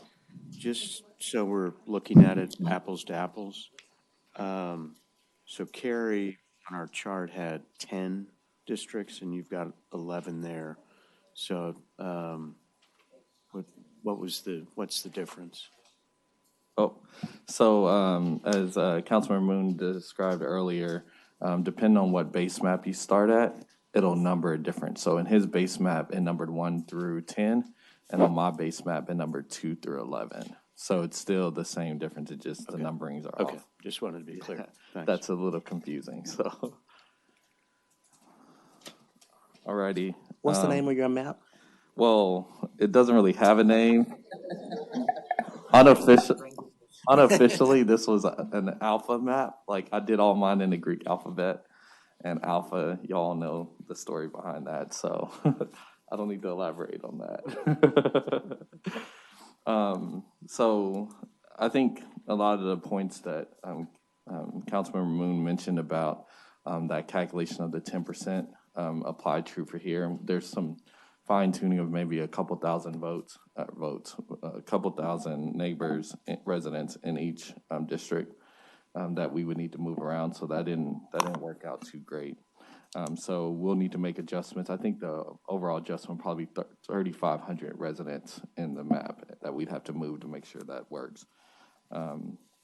So the real spirit of, me drawing this map in addition to the high and low priorities was, one, honoring the growth of North, to ensuring the possibility of council representation reflecting current and future demographics of Fort Worth.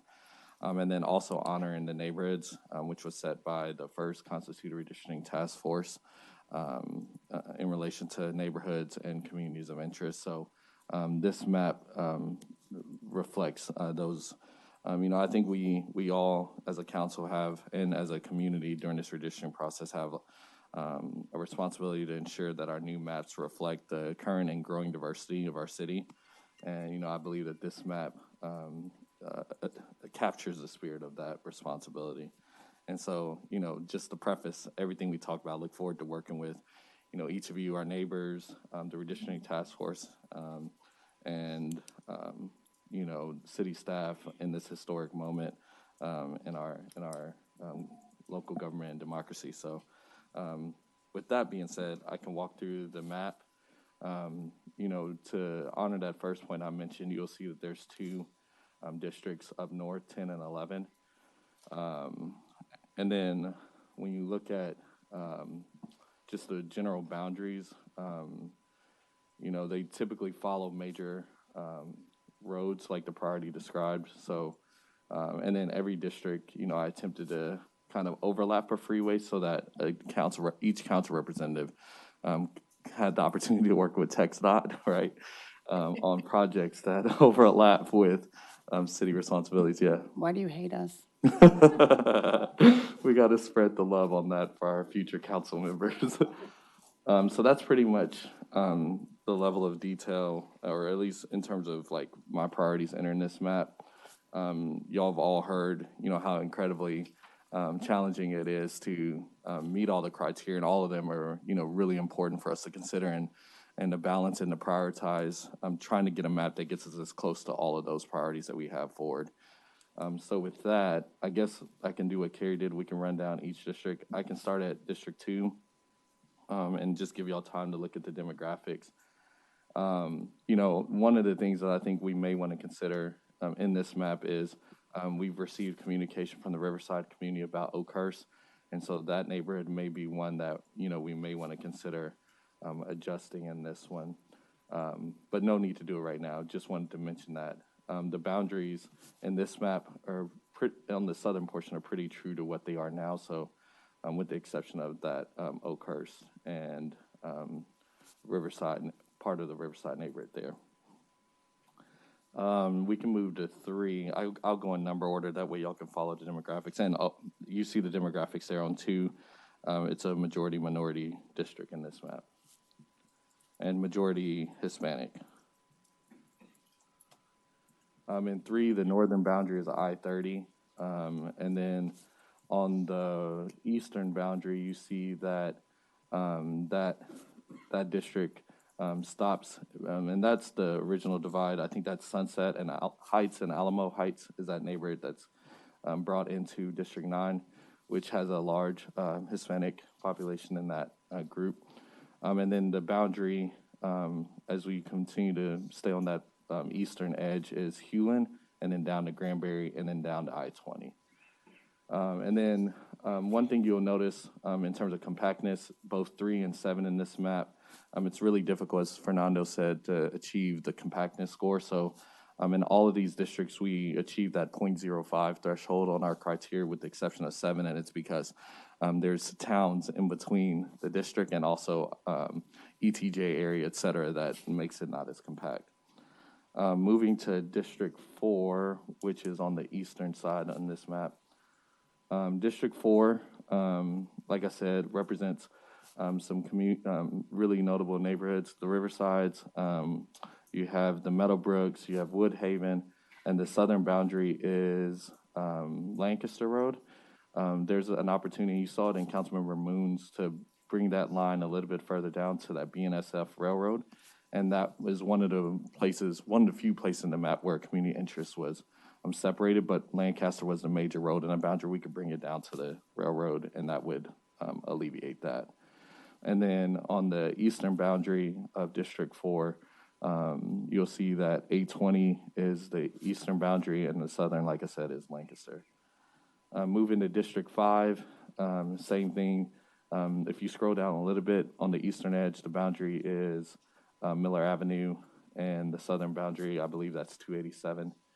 And so tried to keep it to major corridors. I failed to mention the demographics on 3, 4, and 5, but y'all can note those. 4 is majority minority. I think it's about 31,000 Hispanic. Let's see here, 31,000 white and 16,000 African American. And then in 5, it's a majority minority district as well. 40,000 African American, 21,000 white, and 28,000 Hispanic. So if we move to District 6,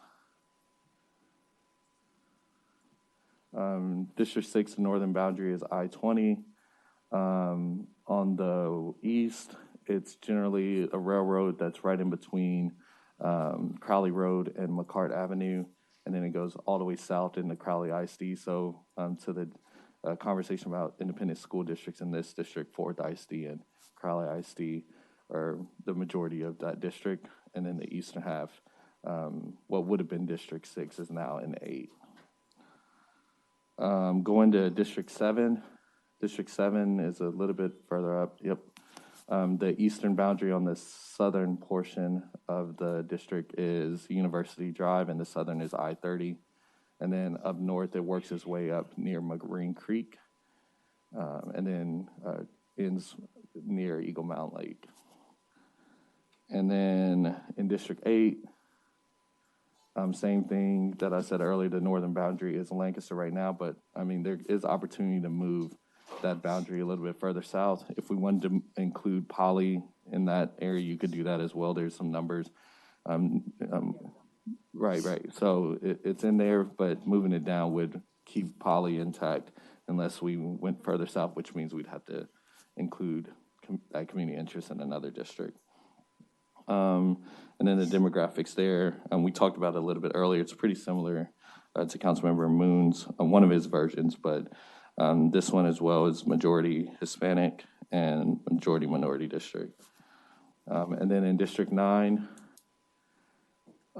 you will see that on the eastern edge, most of the boundary is 95 with the exception of what we talked about earlier with Echo Lake, and it captures the entire neighborhood there and then comes back to I-20. It jets over I-20 to capture one neighborhood just north of Edgecliff Village. That's how the lines were currently drawn, but of course, if we needed to make adjustments to that, that could be done. And then on the eastern edge, I talked about the earlier University, Granbury, or generally the lines in the northern boundary is Trinity River. And then in District 10 and 11 up north, you will see that generally I-35 is the boundary with the exception 11 juts over to another major arterial there.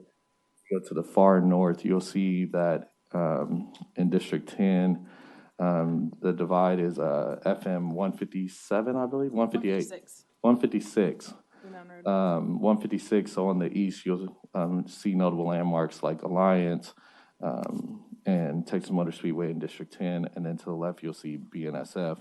11 to the west, you'll see BNSF and some other notable landmarks and neighborhoods. So that's a walkthrough of the districts and kind of the major boundaries of those. We can talk further into this if y'all like.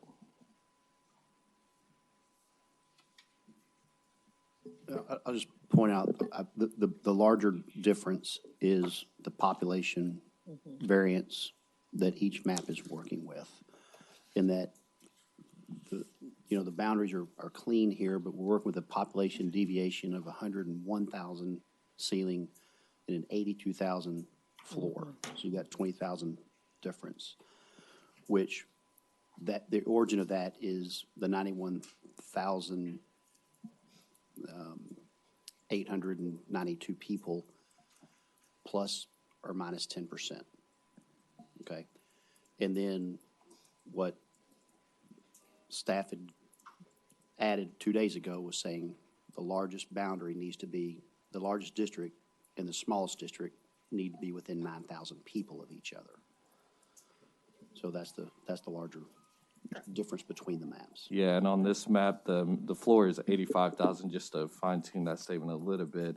And we would have to shed probably 3,000 on either end in a couple districts. There's some districts in this map that could certainly, we could look at 5, 6, well, let me go back, 6, maybe 5 on the Lancaster boundary, 6 as well on I-20 and on the eastern boundary potentially, and then also 8, those are the ones that were at 100,000.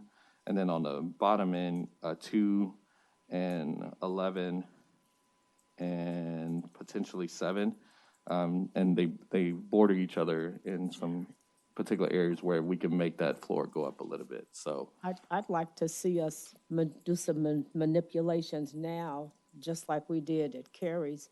That way this body has something good to present, if you don't mind. please. Okay. Yeah, I think so too. And I think eventually we're going to be able to put these two maps on top of each other. Yeah. Okay. Yeah. And we can start, with me and 5 to get me down, to the ideal number. And I think anybody who is I think we need to get the numbers as close to Cary's as possible so that we've got some good product here. If you can pull up 5, I don't mind jumping out here. I've not been involved in manipulating maps. I met the wonderful Michelle, and I was able to have a map appear before my eyes. But did you show Miller as my western boundary? I don't remember. Okay. Yes. And can you take us up a bit? Oh, that's way too big for me. Okay, way too big. Chop off something. Just. So in the northwestern corner, you see where Meadowbrook is on District 4 and 8. That could potentially go into 4 there. Yep, that block. And then that boundary would become that railroad instead of Lancaster there. What does it look like with my southern boundary as, what did we say, Sandy, 287? What happens if you just chop 5 off at 287?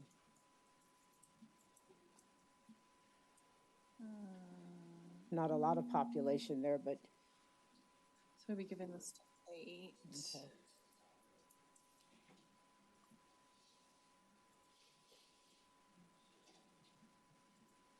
Do you want to cross the highway? Or No, just stay within the highway, but just take it south. And I think those could go toward 8. Unless Chris screams.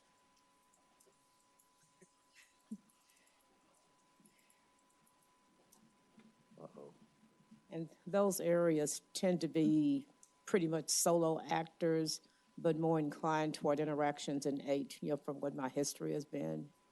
So I offer that. Everybody else can offer up what they want to offer, but I think we should be just as surgical with this map as we were with the previous, so that we leave with an idea. And Michelle, you can tell me where that gets 5 to population at your convenience.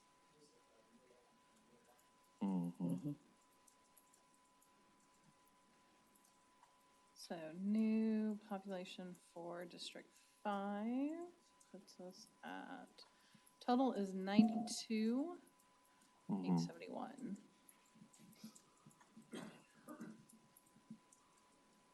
So then if you went to the northern edge of that district, you could probably make adjustments to 8 potentially to bring it down to, so that Meadowbrook is not split there. Yep. So give this section to 8 or to 4. Yeah. 8 is over, so it'll have to.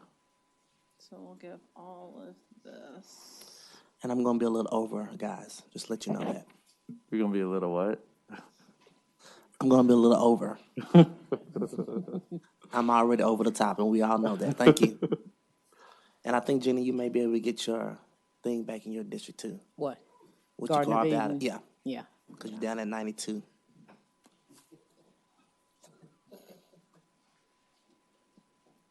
So, yep, this puts at 91,816. If we want to. What I will tell you is the present synergy of the Meadowbrook neighborhoods is not in sync with what you just did. They're not. They want to go. We'll see what their map shows later on. But this is, they come to all my meetings. So you think that we Yeah, should the move northern that was line fine. higher? Yeah, Okay. northern was fine. fine. You can take that back. I'm sorry. I can hear Cindy Bowling now say, "Why didn't you say something?" But you do see like how Lancaster, the way they drew their communities of interest, that Lancaster Road goes right through West Meadowbrook and Central Meadowbrook. That As long as we get the south straight, I can do that. I can do Got the it. south easy. But I think makes sense. So where do we want to draw this? you could just do 8 that way and not do 5 that way. You see. So take the Meadowbrook out of 8 and give it to 4, but leave it in 5. Yeah. Okay.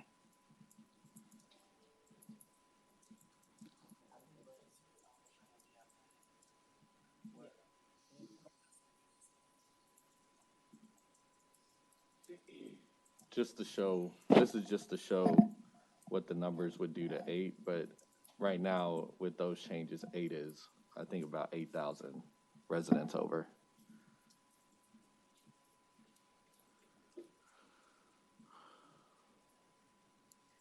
Okay, and do we want to move the boundary down here as well to follow the community of interest, or do we want to keep it at?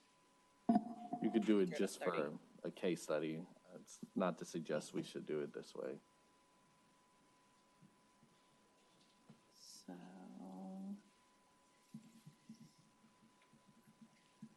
So you want to see what the. That would be 4. To give it back to 4? Mm-hmm. All right, That, you have 5 selected. thank you. So if we follow this.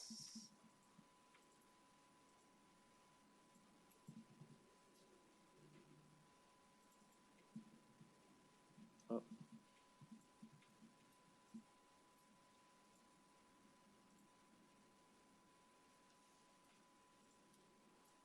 Okay, so those new numbers are 105, 90, and 92. So 8 is still over. Yeah, so 8 and probably 6 would have to come down.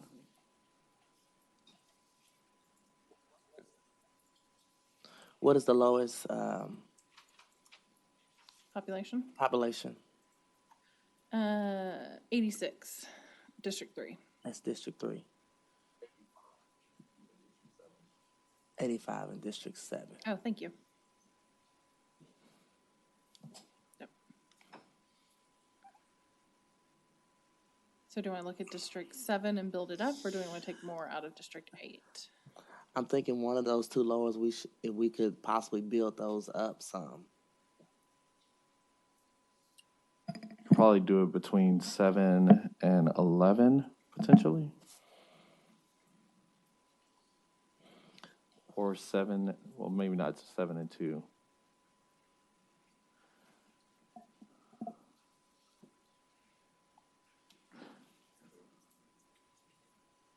Can you scroll down a little bit?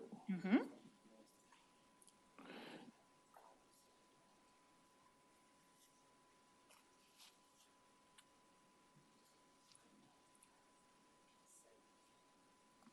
What is it?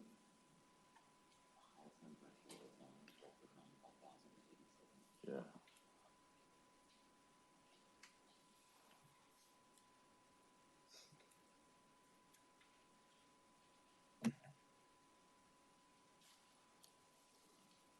So do we want to try and add?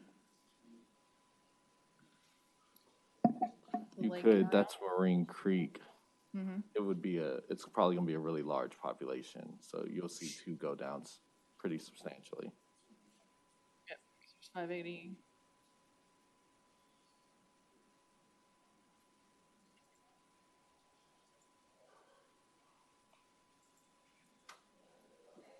So how far down do you want to digitize?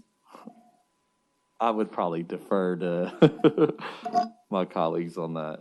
Okay. I think the biggest thing is that chunk of neighborhood there is Marine Creek, and it goes to Marine Creek Parkway, and then where you have your mouse there, probably to there. Mm-hmm.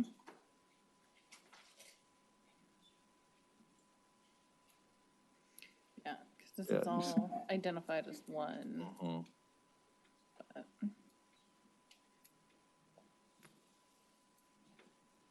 so if we want to keep this community intact.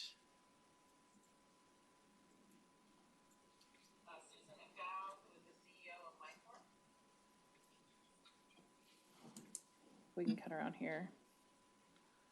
Unless anyone has specific suggestions.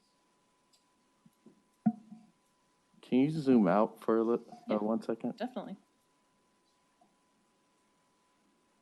I think you may have better luck bumping 7 up in that, right, go a little bit further south, that little corner there.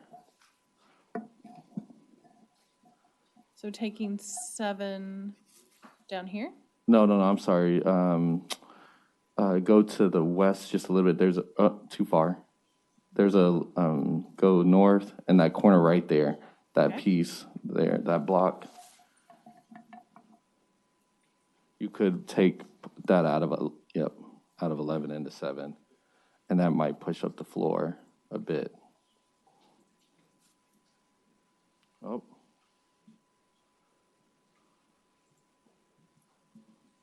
Was that one whole census block? Yeah. I think there's 2. There you go.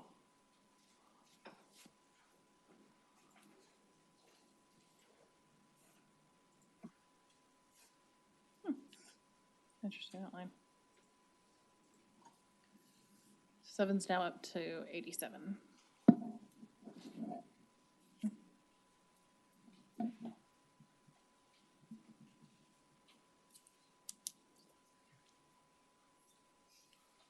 You could. Don could stand to go up a little more in this example. That could work. You asked. 8 and 9. Yep. You could even go further south if you want.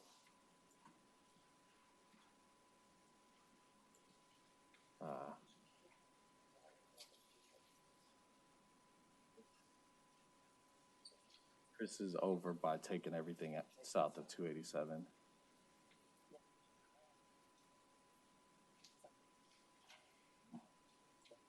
Right there at the corner of 30 and 35. I think it's on Carrie's map as well as well, it's not the Carrie map. But Coyote 2, or yeah. where it's a Yeah, little more yeah. robust for me, north of 30, east of 35. I guess it's at the near east side, that portion right there. I don't know if it's a major population or not.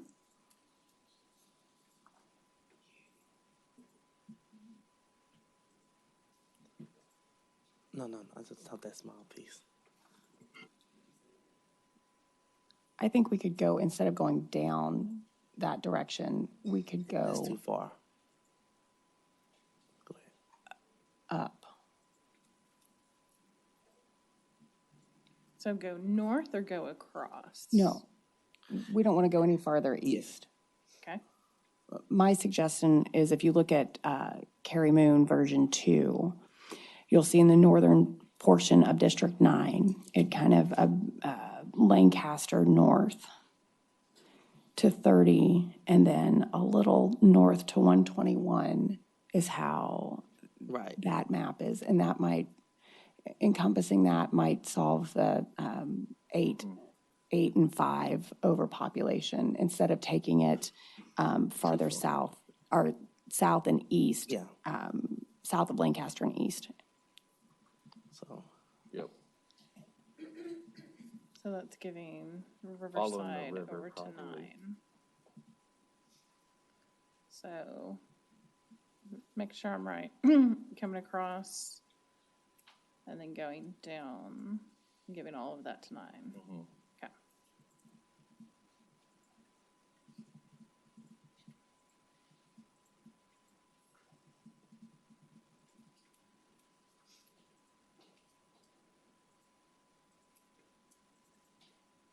Yikes.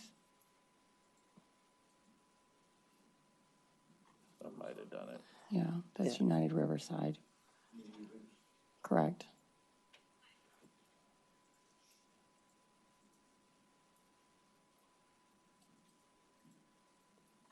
There. yeah, but then if you go back down, I think that was too 30. much, right? Yeah. Mm-hmm. Where that line is, The railroad. the railroad, that should, in Glenwood, should be back in District 8. The railroad in Glenwood. Yeah, the southern boundary of 8, or I'm sorry, of 9, and the northern boundary of 8 should be that railroad that you see right there. Right there, yeah. Gotcha. Now that presents a Riverside issue because they have historically been chopped up into 3 different districts, and we know they've requested a single district, and this carves them up into, oh, you got that, wait, you got that weird, right there, yep.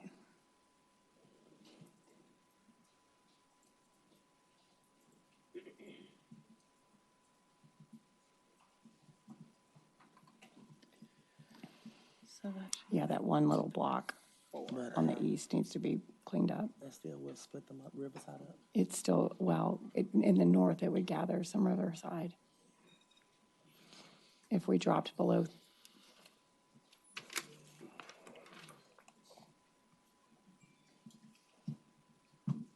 Can you go back up and let us kind of see what it does to Riverside, because.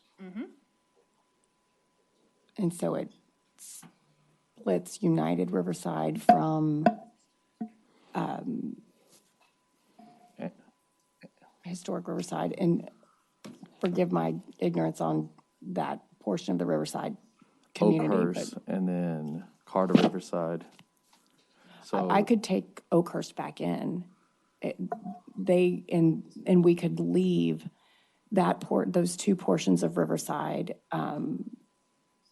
in District 8, but then I could take in the which I currently have, is the Oakhurst portion of Riverside. That actually might be a better solution. I'm sorry to make you go through all of that. No, but I think you still can take more because you're not gonna. you're at 90, you were at 90, so you could Okay, still go up. so can we, Where's she at now?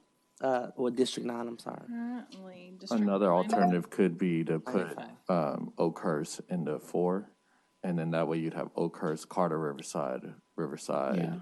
I think it's West, all in one district. You wouldn't have United Riverside in there, so that would be the one Riverside community that wouldn't be a part of it. yeah, I think drawing Oakhurst back in, it's historically been in District 9, and Let's see what that do. Oakhurst is part of Riverside, but it's pretty distinct sub-neighborhood of Riverside, and Is it just that carve out right there? I'm sorry? Is it just that carve out right there? No, if we could potentially move that carve-out back to 8, if we put Oakhurst back in District 9, because I will say, while Oakhurst is part of the greater Riverside area, when you look at it from a demographic perspective, it's very different than other portions of Riverside. So putting United Riverside in 8 or 4, and then Oakhurst back in 9. and Oakhurst in 9. Yeah. See what it do. Okay, because this one has Oakhurst in 2. So, Right, so you would take that, just to your right, there's a line, go to the left a little bit. I don't know if that's a railroad that is at the intersection of 35, over to the left, to the west. Keep going, right there. okay. So you could take that piece into Oakhurst, into To Watauga Road. Oakhurst, yep. Yeah. Okay. And then if you moved out the other portions of Riverside that we put into 9, that would, to the extent that we can, unite Riverside as much as possible.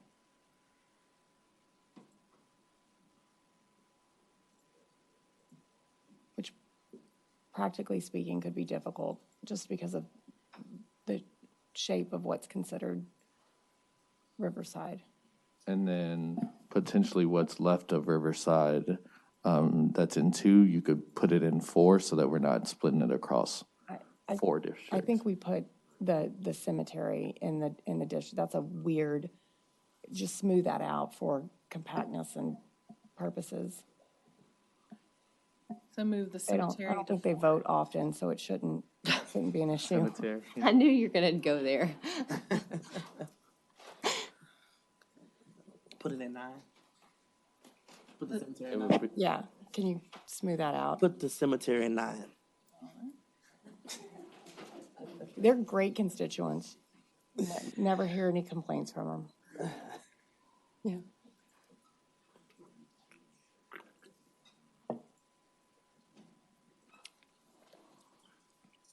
So to make sure that we have, But can we go back? Sorry, Jared. I just want to look at the southern portion that we added in earlier because that chopped up Riverside down that. that part would be in 4 at this point. Okay, yeah. So Yeah, 'cause I so don't we're going to want move.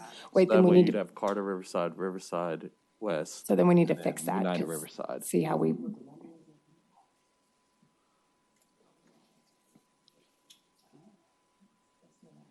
Yeah, but if we went back and took out Riverside and put it in 4, I thought 4 was under. 4 is under, so yeah, you so could that push might it up. work. And that way we give them to the extent possible what they've asked for. So give this whole section back to 4. Yes, ma'am. we And then same do with need to that. deal with this section in number 2. That would be in 4. Okay. That way you make sure that it's contiguous. So we're going to lock 9. Make sure I don't take stuff from it. Okay. 4.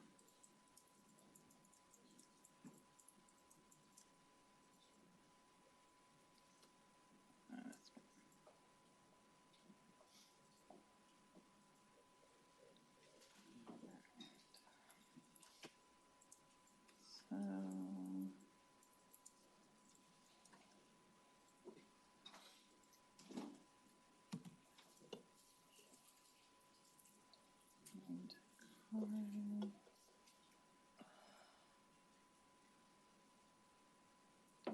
So how far east do we want to stay? Follow where District 9 was. And then just stay east of 35. Okay. And we're keeping near east side in District 9? In 4. Near east side goes to 4. Okay. We're too far south. Gotcha. I can't cut it back. Right there at that. Yep.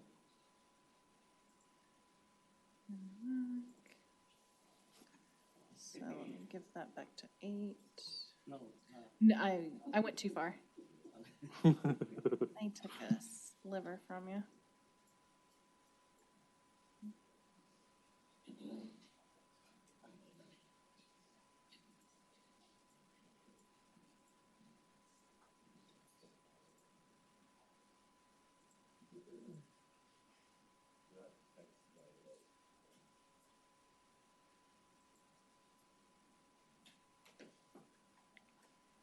All right.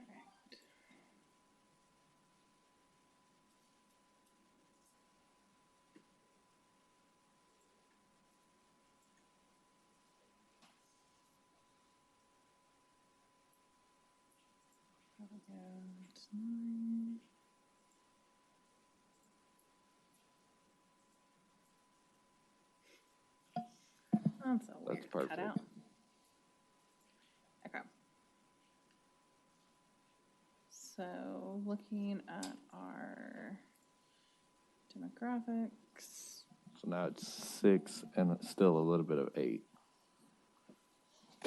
And 9 is on the lower end. Mm-hmm.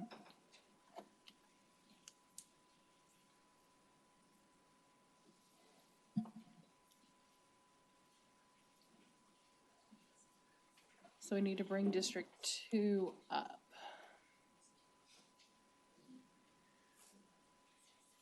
And 8 down.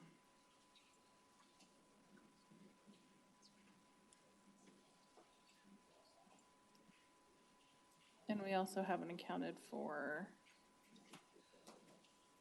Eden for District 5.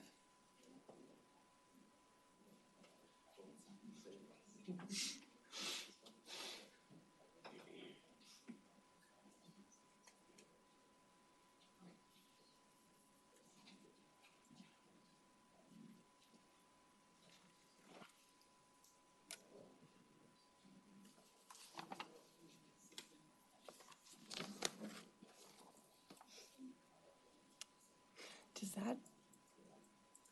that take in Butler?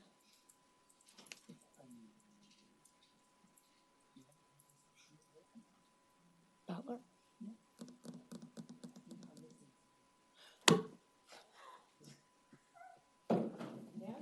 That's all the suggestions I have at this point. Okay. I'll save this. Are we good on population? If we took in Butler, do you want to fight over Butler? Okay. There will be. And we'll make sure it's great for the city of Fort Worth. If we could go back in and draw Butler into District 9. Okay. It looks like things. Sorry. It is not responding. I thought I saved it, and now it's not moving. Mayor, I'll add some more mindless, just mind-numbing input here since we have a lull. I just think we all should be appreciative to the skills of our map queen here. It's like typing when someone's looking at you. Yeah. I'm just amazed at how she's able to take what we say and just Yeah. quickly adapt.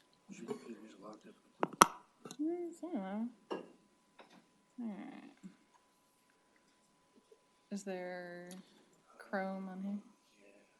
Alright. Let's see if I remember the credentials.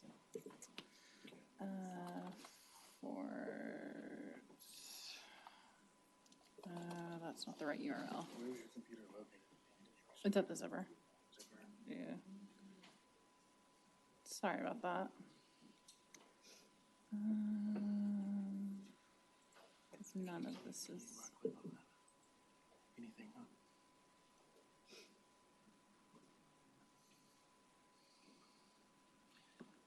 Exit out of that and see if you can load back in. Sorry. I'll just jump in while they're playing with the software, and the map here is very similar to version 2. Got my maps all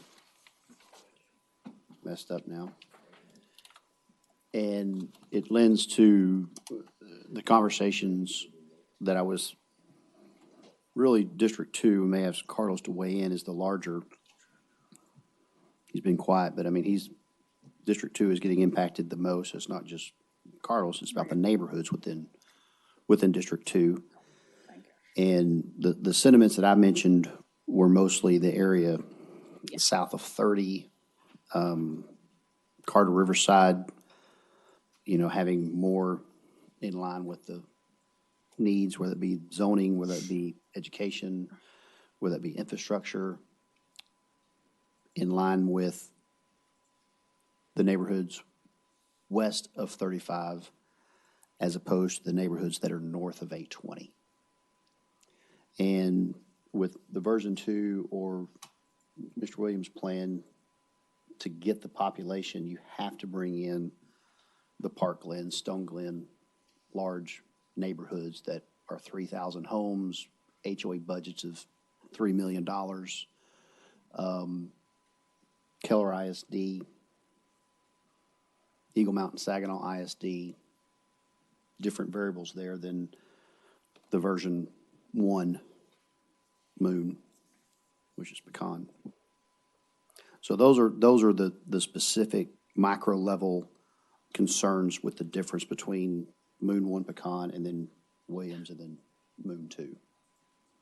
And I'm putting Moon 2 and Williams map in the same bucket because they're very similar drawn. I could just echo to that. There's an opportunity in, I guess in the version we're still on, where District 10 and 11 meet for those neighborhoods that Councilmember Moon was talking about to be put into either 10 or 11, and that would probably address that concern. Both 10 and 11 are right now at 90,000 and at 85,000 respectively. And there's probably, I'd say 20,000 or so, maybe less, in that one piece of District 4. That would be a significant change to this, which would, it may address Council District 8 being above the threshold by moving some of 4 into 8. So we could address that concern in this current map.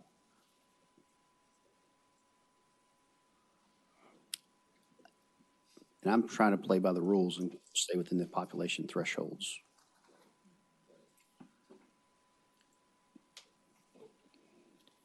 I'll show you what those deviations are. So, yeah. So District 8 is over the 10% threshold in addition to the high and low 10%. 2, 3, 6, 8, 7. Oh, almost all of them. Yep.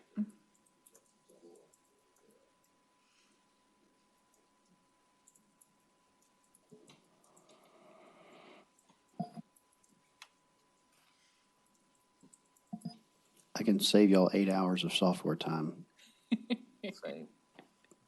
So I think you just, the council just, you know, if we're looking to say, what map do we want to, what's our basis, what's our genesis from a map standpoint? Is it District 4 and 2 being drawn that way? Or, which is Williams and Moon 2? Or is it District 2 and 4 being drawn the other way, which is Moon 1? And maybe we need to have that conversation and figure out what changes to make to those two different maps. And Yeah, I'd like to hear I'll jump Fernando in. weigh in too. I'd like for Fernando to give us commentary as well. Get us out of this hole. I think Councilor Moon has just made a good suggestion that you weigh the relative merits of those two options. One option is Moon 2 and Williams, which are very similar. And if you like that approach, then Ms. Wendell can put both of them on top of each other, and you can then adjust to reach an agreement. The other option is Moon 1, which is substantially different. And so I think your first question is, do you want to go with Moon 1, or do you want to go with some compromise between Moon 2 and Williams? That would be the first question that I would ask. I like the latter part. I think the two maps kind of overlap each other, and I think it gives District 4 a possibility to be an opportunity district in Kerry's version 2 and Williams' version. So I think I personally would like to put those on top of each other and see how we can dance there.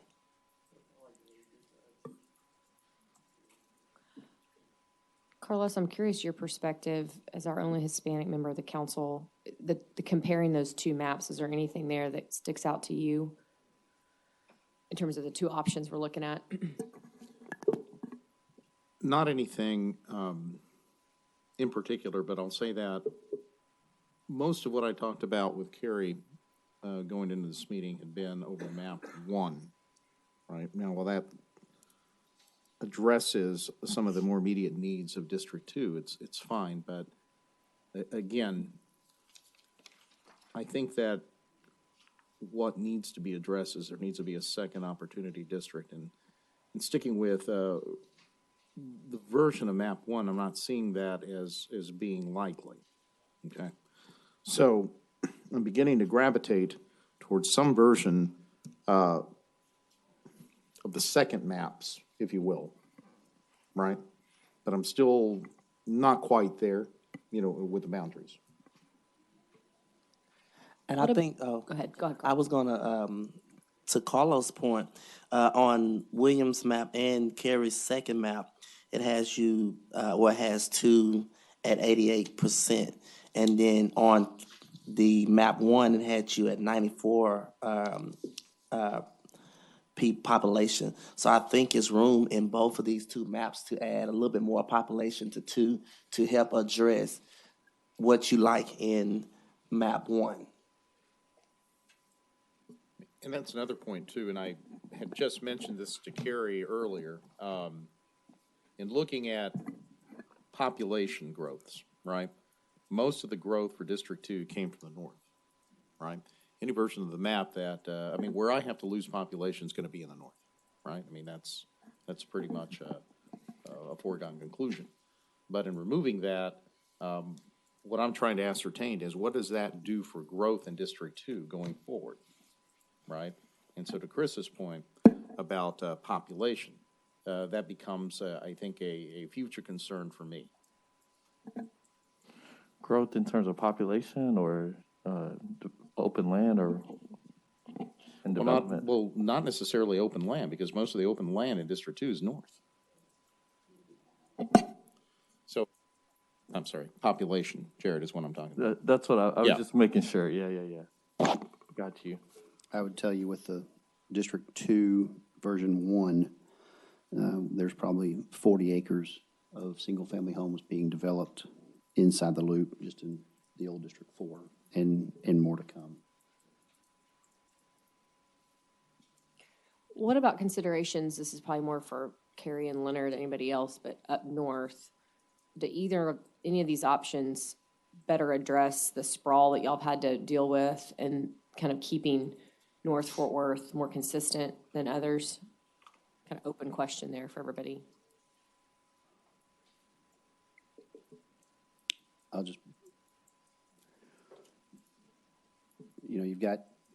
We've been saying this from the beginning, there's 272,000 people north of 820, north of 199. Version 1 has those drawn into pretty much 4 districts. 4 districts, and version 2 has them drawn into 5 districts.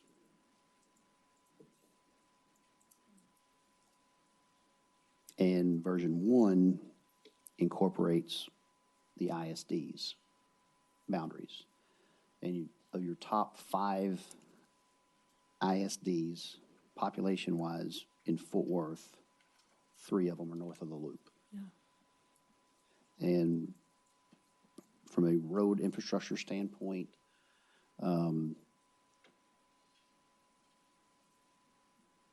the growth issues that we're dealing with, you see the majority of the zoning cases, poor Leonard and Dennis Shingleton always have to do all those zoning cases. That's part of it. And so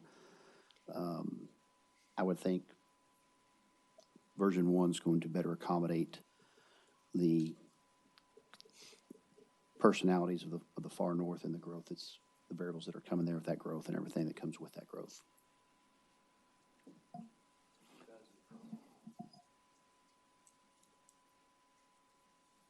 Yeah, Mayor, the only thing I've noticed is really the east-west.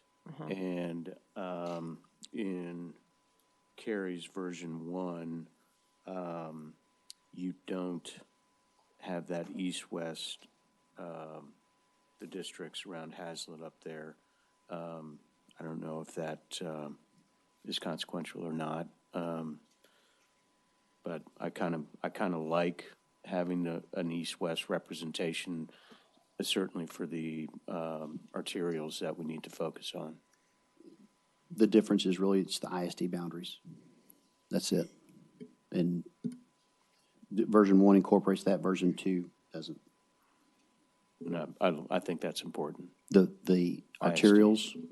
With the ISDs. You think the ISDs is important? Yeah, I agree. So that'd be version 1. Yeah. I would just jump in. I think two things. One, when we look at the growth north of 820, it really was in 7-4.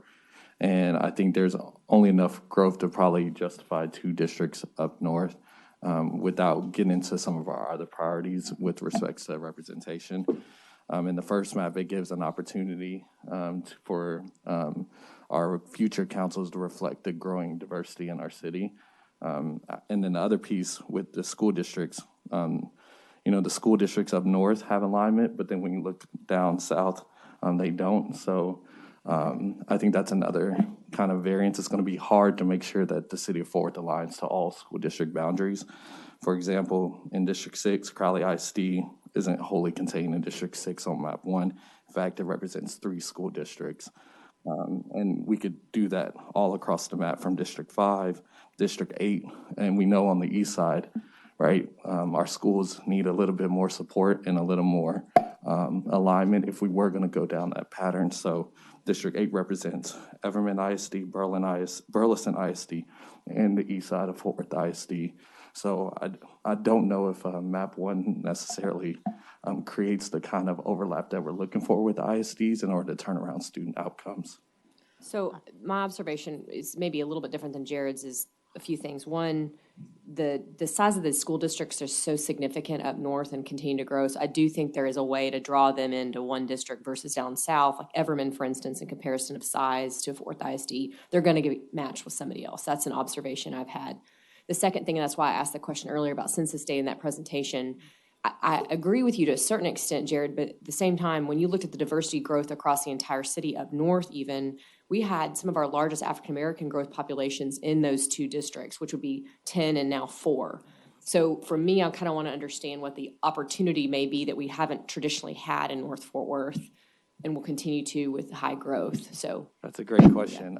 In 4, on map 1, there's 0 opportunity. In 10, there's going to be 0 opportunity. And in 11, it's going to be a very small one, just by demographics. And you could probably pull up the demographics on here as well to show map 1. But map 4 is predominantly white, and so is District 10 in map 1, District 4, 10, and 11 is, or I'm sorry, that's not 11, that's 1, would be predominantly white in this map. So I'm just saying that it creates 3 districts far north. And it potentially limits the amount of representation, knowing where our city is. 35% of our population is Hispanic, 20% is African-American. That's 5.5 if you were to just do it on districts, right, and growing. So I don't know. I would say a lot of residents in Fort Worth would probably not see 3 districts north of 820 like this. I've got something to throw in, and it doesn't touch upon the ISD issue or factor, but it did trigger my thought into a different direction, and this is strictly for the benefit of Leonard. Years ago, I used to be vice chair of the Northwest Metroport Chamber, and we can't operate in an island around this table, and I think it would be real beneficial for you to reach out to that chamber. They're very active, and they do touch your areas of concern. And so that's just one of those little things that just come out of my brain. But I think it would be very beneficial because they are very active and they do have impact. And I think it would be good for you as a new to this council to have that type of synergy, relationship building, because it'll come in handy. And I just saw Sandy nod in agreement. She did redistricting years ago, so at least that idea is not real crazy. But the Northwest Metroport Chamber is important.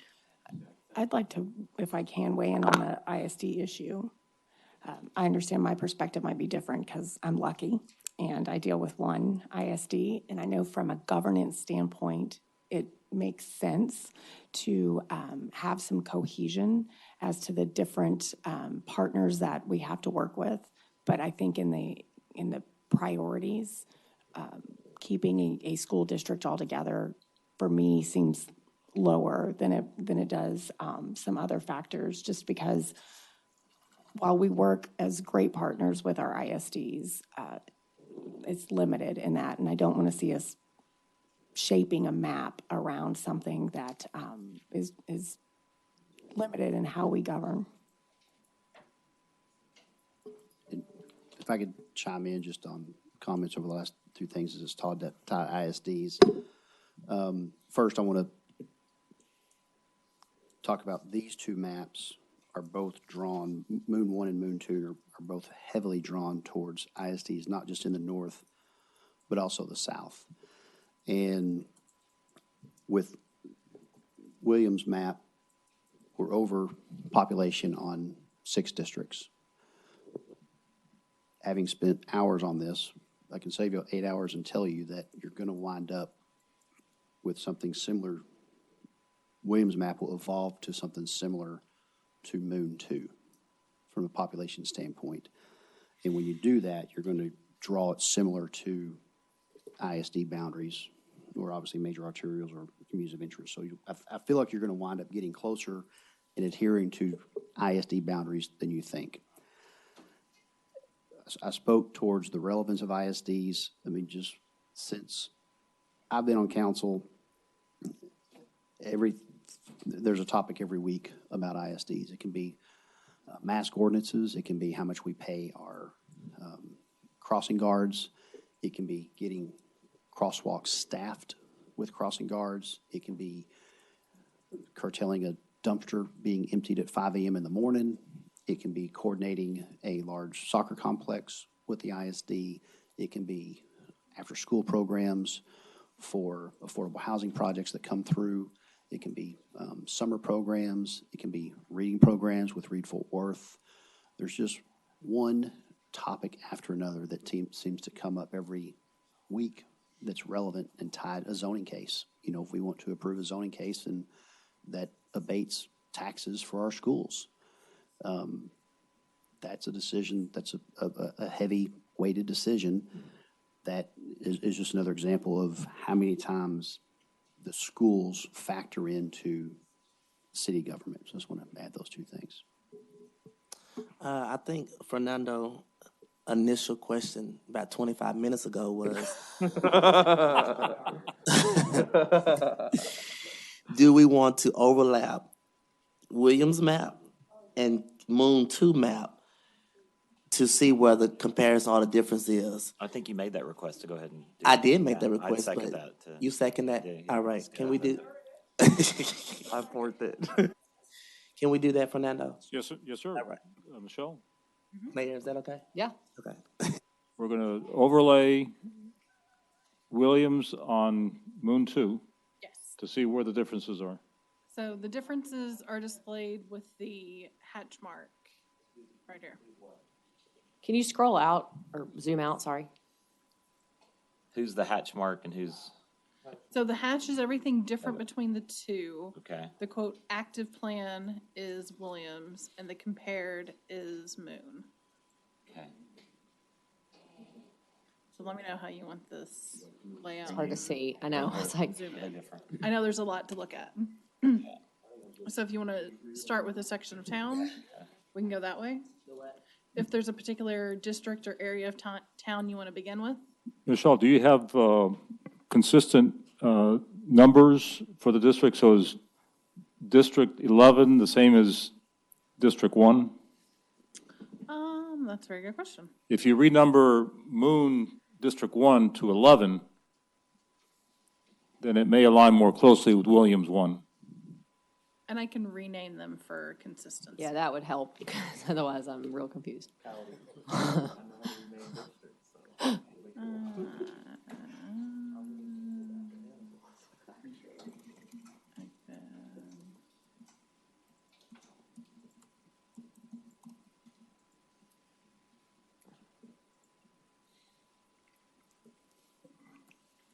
I think we've just eliminated a major difference. Okay, so that's District 11. While you're doing that, I'll just add, I think we made some great changes between both maps that may not be reflected in this in the overlay, so.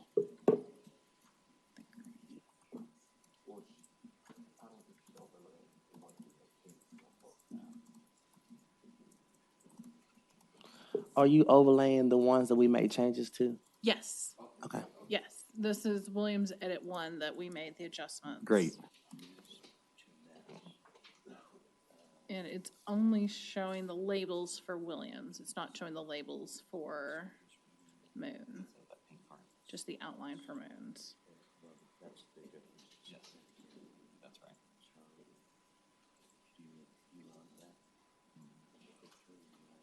Yeah, but it doesn't balance out. No, he said there's a.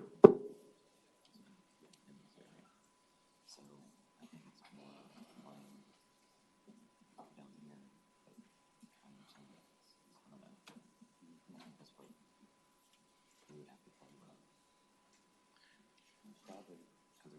So it only has a single set of labels. You're only seeing identification of labels for Williams. So there shouldn't be as much confusion.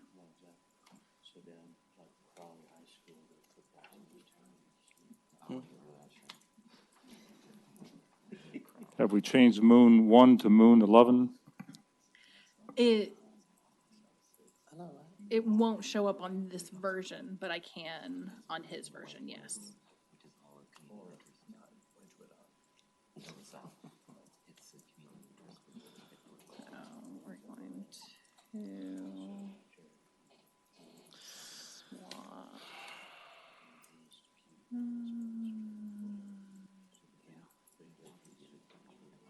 Districts.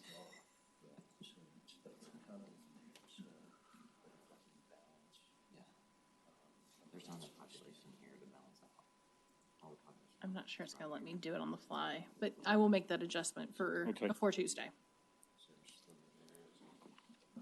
Can you walk us through the differences and help us to Yes. adjust the base map of Williams to conform more closely to the overlaying map of Moon 2?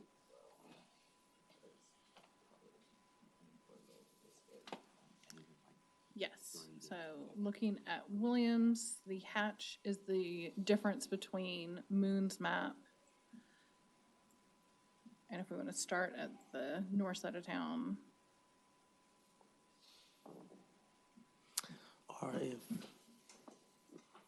we can do a district by district. Yeah.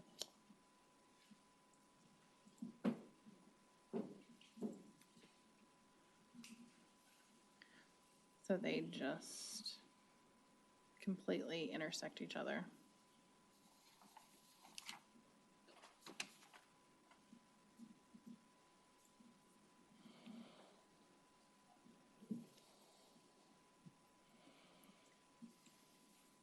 Is there any thoughts on changes? I'm not sure it's making intuitive sense. Okay, so the hatch is the discrepancy between the two being overlaid. And, yes. What district is this? Maybe we should just go district by district. Is that what we already do? This is a Williams map. It's saying that the whole thing is different. No, so the difference between Moon 2 and the map I submitted is there's a small piece up north where in Moon version 2, District 1 takes in the Motor Speedway and goes east into Roanoke. There's a small piece that's different. And then the other piece is down on the southern portion of District 11 on the version I submitted. District 11 goes across the freeway. So these are relatively minor differences. small, that's what I was saying earlier. There's room between 11, 10, and the northern end of Ford that we could move it around and it would And under virtually be Williams' map, identical. is that one of your districts that's overpopulated based on the change that you've got Williams in coming district? 10 and 11 are underpopulated, Okay, and just making 4, so the thing is, in the map where we were making edits, 4 could come a little bit further south, and then make the changes that would reflect 11 and 10 versus 1 and 10 in Moon version 2. So it's very minor, but the map is showing that it's the entire district, but that's not the case. Right. It's not logical. So I would suggest using the Williams base map and just making adjustments to that map as you deem appropriate. So for example, does it make sense for 156 to be the boundary between 11 and 10? Or do you want to include Texas Motor Speedway in 11? 11 would be one of the new districts, is that correct? Yes, 11 and 10 would be new districts. And you can see that under the Williams map, District 10 includes Alliance and Texas Motor Speedway, with 156 being a geographic boundary. So there is some geographic logic behind the Williams map that uses 156 as the boundary between 10 and 11. I agree with that. I think it makes more sense to go with 156, but I don't know if there's any other opinion on that. I think you need to address the population boundaries to the deviation to the south Yeah. before you start playing. These are okay, arguably, but the other ones are not. We've got a lot of population. You got six variables to walk through that are a lot larger than this. Correct.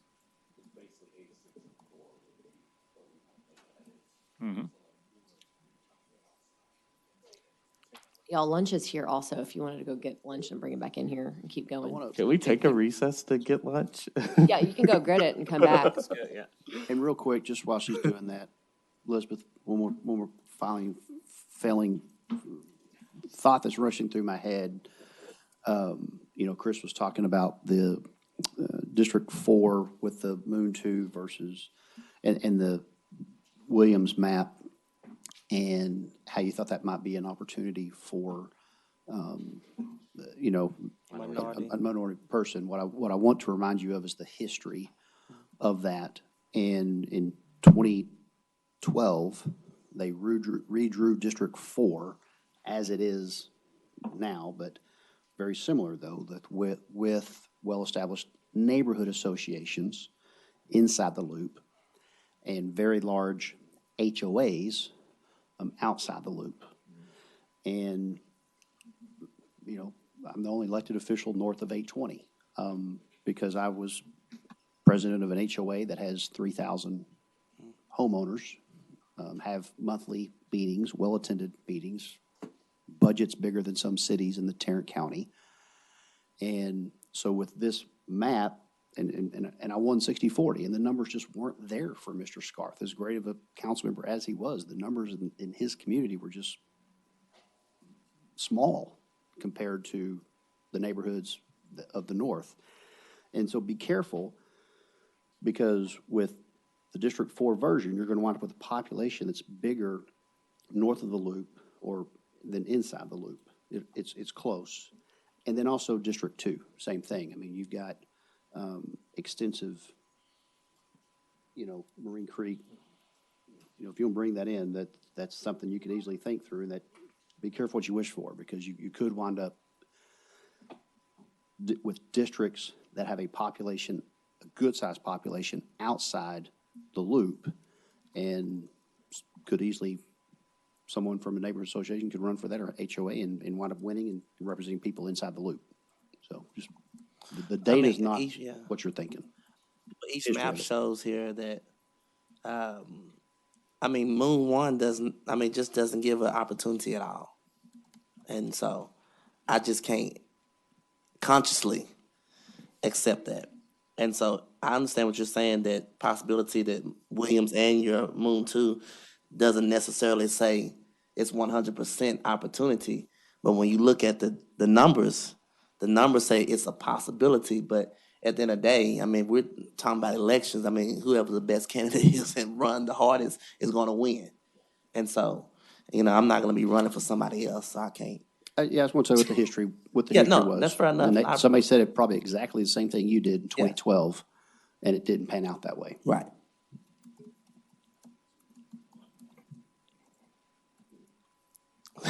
If you want to continue, I understand you may want to take a break for lunch, but Yeah.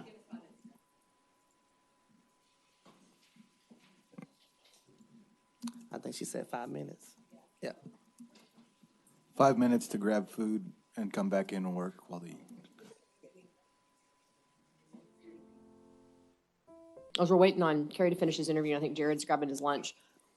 Gina reminded me of something that I think is important for us just to caveat anybody that is watching, riveting at home, is that this is just our first go-around, right? We did this on purpose to put these maps out there transparently and talk openly, and then the Redistricting Task Force takes over, and we're a long way from final. But this is just our first go-around. I just want to make that clear for anybody that has constituents that have expressed concern about this. This is unorthodox, but I think it's a good thing. But by no means is this a final version. It's just our first opportunity to get together and talk about it openly. What I thought we might do next when there's Jared is to reconcile Moon 2 and Williams, we've got to figure out the population overages that we've got. So as Jared tries to eat his lunch, I thought what we might do is start in the southern boundaries where those districts are overpopulated with the input from the council member that has the most experience in that district and start to try to adjust those boundaries accordingly. Once we get through that piece, then I think we should pivot to overlay between Moon and Williams map once the populations are fixed and give also opportunity to really talk about those differences and see if we can arrive at maybe a solution before 1 o'clock. Sound like a good plan?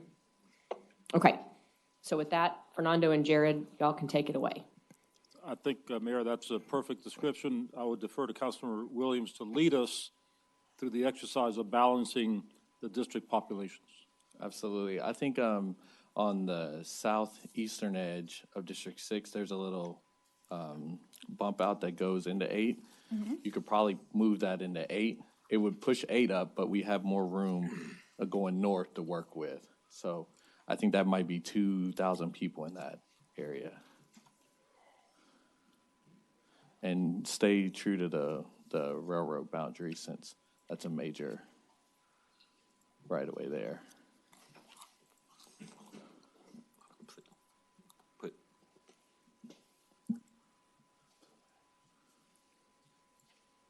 That one's gonna go either, it'll bump either side because of the block. I just wasn't sure what the shape it was.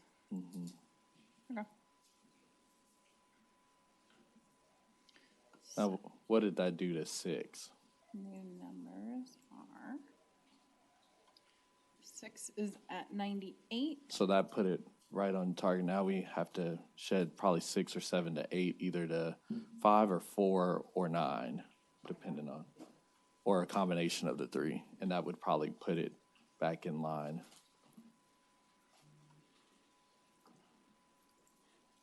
The top district probably should not be more than 96 or so thousand. So we may need to shed probably 2 more Yes, thousand? yes. Okay. So, couple, go ahead. Just to add some text, we may, and I mean, this is your district too, we may have to, I guess, shed some, to the western side, because I'm gonna have to give some to you on the westbound, unless I completely lose close to all of Lancaster up to Morningside, and I don't think that's gonna be possible. So, The only area probably I would recommend is maybe we took a lot out of that southeastern edge, either there or in District 6. We could do something along Alta Mesa or along Chisholm Trail or around the Hewlin Mall area with Overton. Those are probably the areas that would still keep it contiguous because they're on the boundary, the perimeters.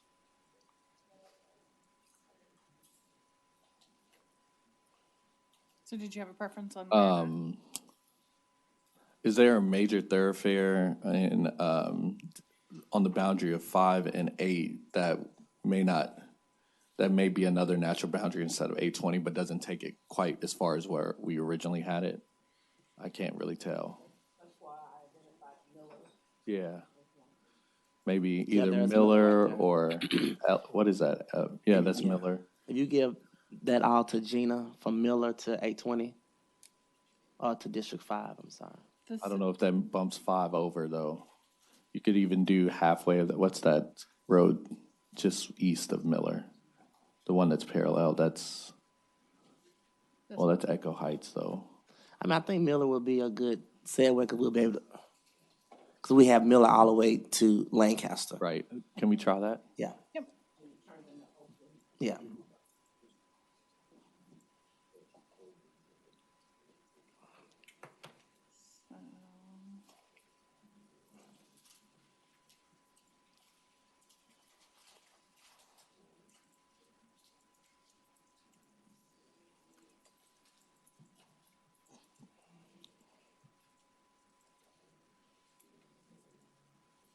That's it.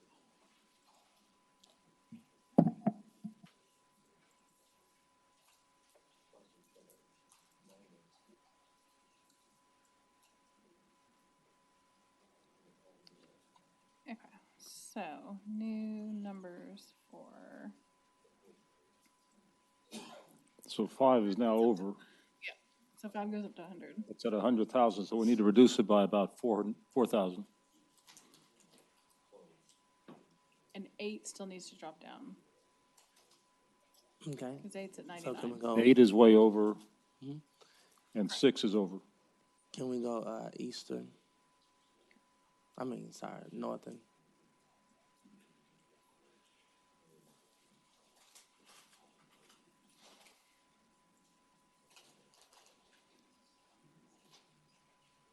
And let me know if you want me to turn any of the other neighborhood boundaries or the communities of interest on.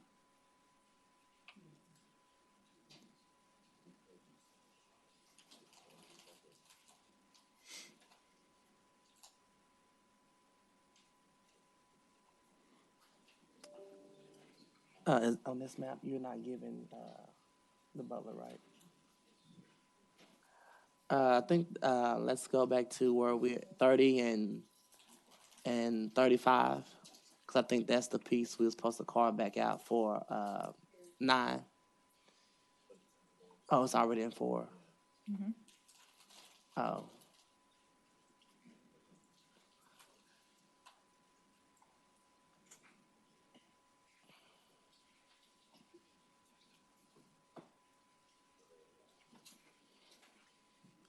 What pieces?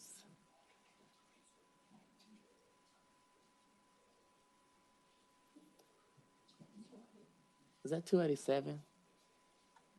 This is, yes. What is, can you scroll in a little bit where is that Sycamore Park? No, scroll in, I'm sorry, I can't see. Up top where. Yes, that's Sycamore Park right there. Up, right up above that, what is that? Cause it look like that's a neighborhood down to the right, up. Oh, sorry. Where it says Parker, Boaz. Mm-hmm. What area is that? Can you zoom in? I'm trying to see what area it is. So it's 287 Luda. across the beach. North of Vickery. North of Vickery, okay. I mean, we can give that to 4. Okay. Okay. Turn the mic on.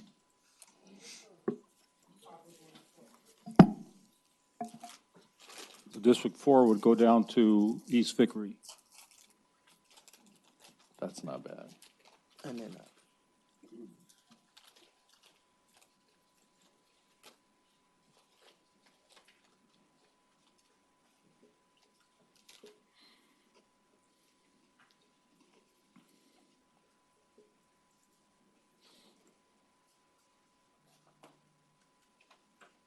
So you're still at 98. So we need to cut about 2,000 more from District 8.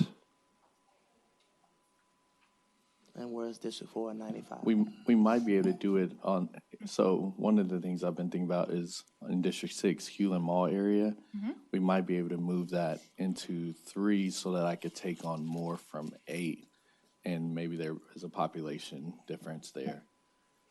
And so I think one of the things you have to look at, so Hewlin Mall around there, I know there's no population really in that whole general area. It's all commercial. And Overton South, I'm fairly certain probably, or part of, might have gone to Wedgwood or something, or as a community of interest. So just make sure you look at that before we do it. Yeah. But there really is no population in the Hewlin Mall. Yeah, so they're a community of interest that they don't want to be split. Is there a boundary between Overton South and Wedgwood, or is it all one? That's a railroad track. Yeah, that's a railroad track. So you see how they're. Yeah, but I don't want to split a community of interest if they've registered themselves as such. I see where you're going with it, but. So Overton South is its own community of interest. Oh, okay. Mm-hmm. So like Overton South and the Hewlin area could be one piece that could go into 3. Yep. Yes.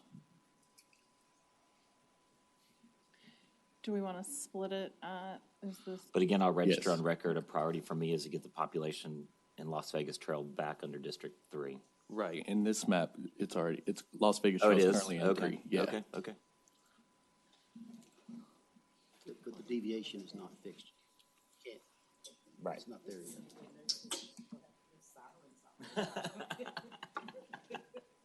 I don't mind that piece.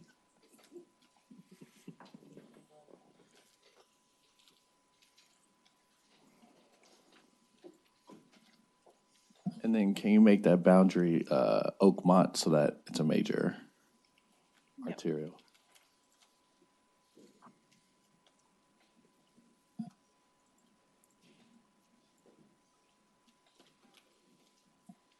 Can you show us what that did to the population, total population, so that we can see if maybe we can push over? So now I could take more towards Crowley Road in District 6 in order to help out 8. And then 8, we could probably potentially take back that Echo, what was it, the neighborhood off of 287? Yeah. Yeah, I think the borderline should be Crowley Road. I think, is it Crowley Road? Can you start at Sycamore and Crowley Road and go south? Because there's Is this Sycamore? no, 1 block south, yeah, that part. And then take Crowley Road and all the way down. Gotcha.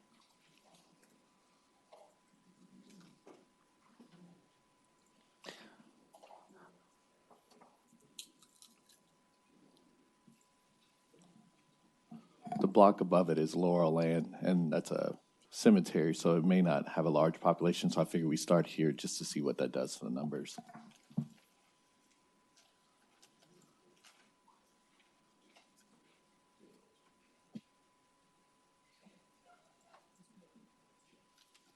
So do you want to give the cemetery back to 8? Just for now, what did that do to the population? So 8 gets dropped down to 96. 8 looks good. So then we may even be able to take Laurel Land as well. And then going back over to 8 and 5, we could reduce 5 down by going back to 287 and I gave that to 820 being the, Oh, okay. you see what I'm saying, 287 and 820. So do that first. Alta Mesa down. To Give Jared the funeral. The funeral. Funeral home.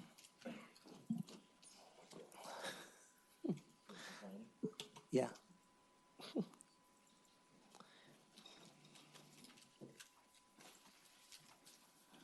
And then if you go to 20 to 820, I'm sorry, not 20, 820 and 287, and that, you can probably bump that over to 8, and that would take care of 5.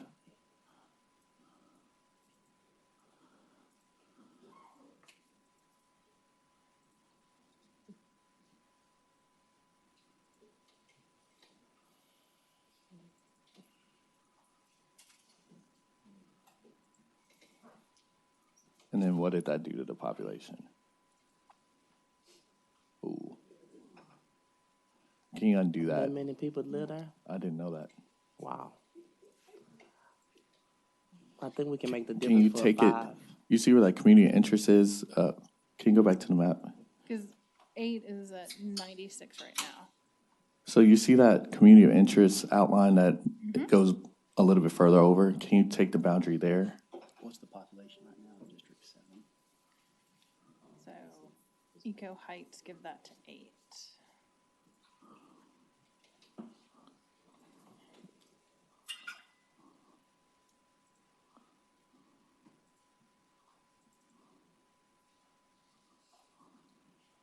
Let's give that back to 5.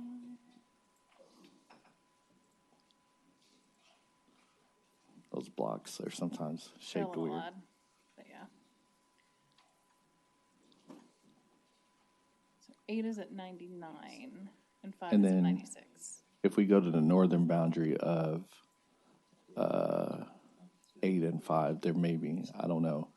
I'll defer to my teammates on that one. Maybe that What is the triangle. lowest district again now? Is it the 87? Is that 2? What could we give 2 to? 2 is currently at 84,000. And 11's got to go up. Oh, and 11. 2 needs another couple of thousand.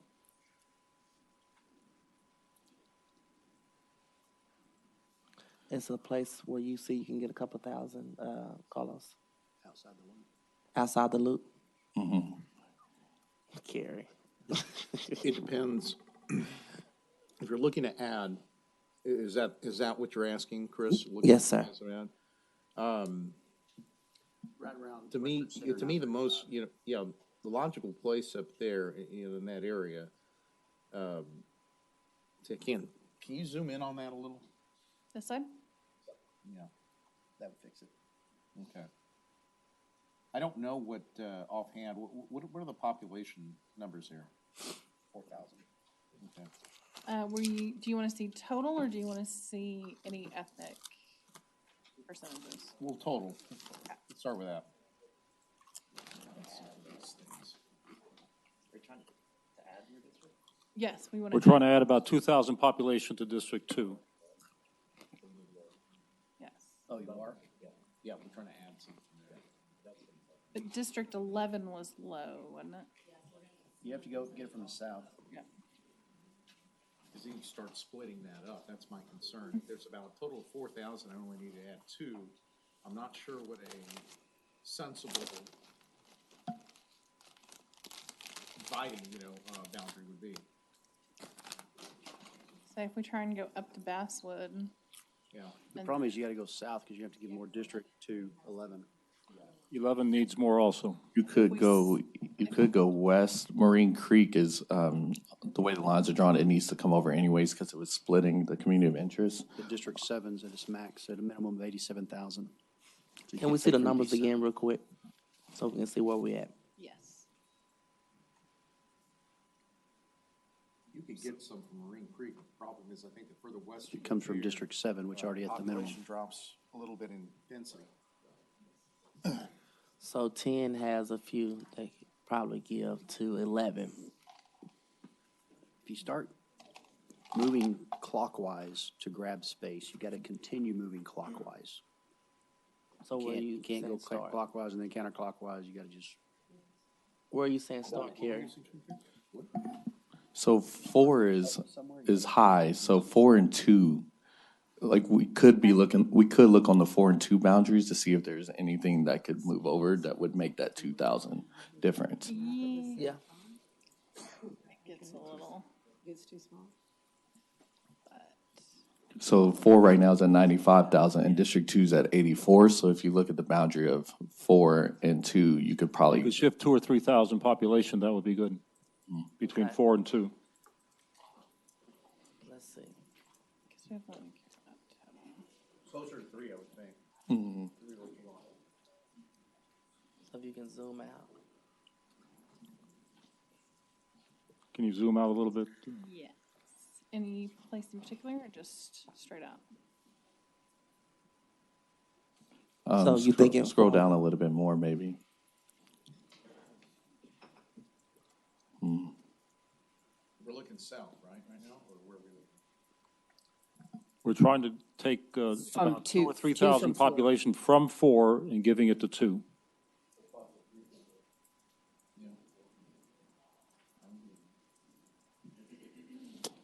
There's not much, but the only place would be between 820 and that northern community of interest.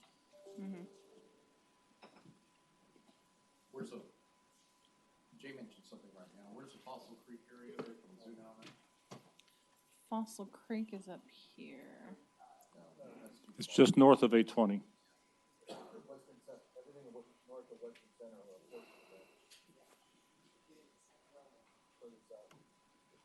What is that area right there? Yeah. What area is that right there? Right there? Summerfield's on the right, and then, I don't know, on the left. That's where Sal Spina lives. You could move District 2 to Blue. Speak Is that up, Blue Jay, we Mountain? can't hear you. I'm soft-spoken. Right there. What were you saying? Jay.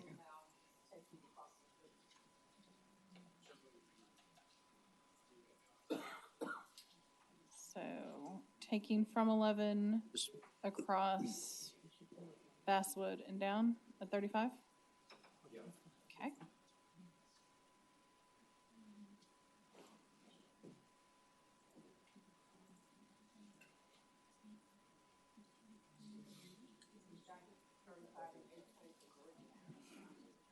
Yeah, because that's not going to help.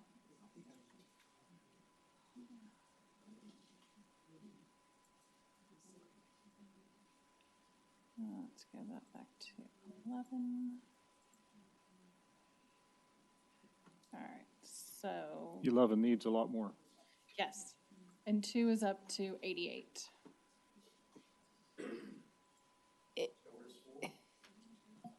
And 10 is at 90, so you could probably work between 10 and 11 now.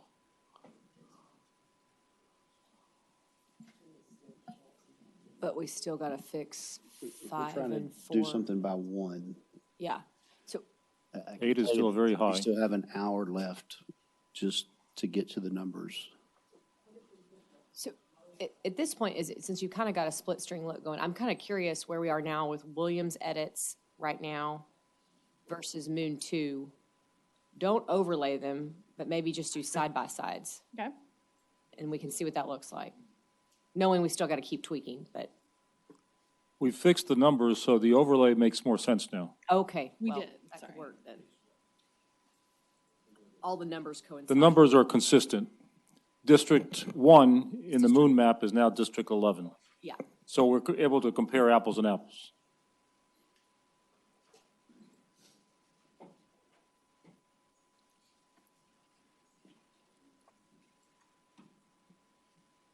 So we're looking at District 10 and 11. That's the difference, but we're needing to add, so if we want to take this section, Go down instead. Let's start down because that's where the overages were in the southern part of the city. down to 8, or how far down? I think that's helpful. Yeah, so 8 and 5 were problematic. 6 was okay. 4's close. 8. And the hash marks are which map? They're just discrepancies between the two. Okay. Is that helpful to y'all, or can y'all see that, or would you rather see them side by side? I understand, because I think the hash marks may be Carrie's map, because That's where Carrie Moon 2 varies from Williams. Yeah.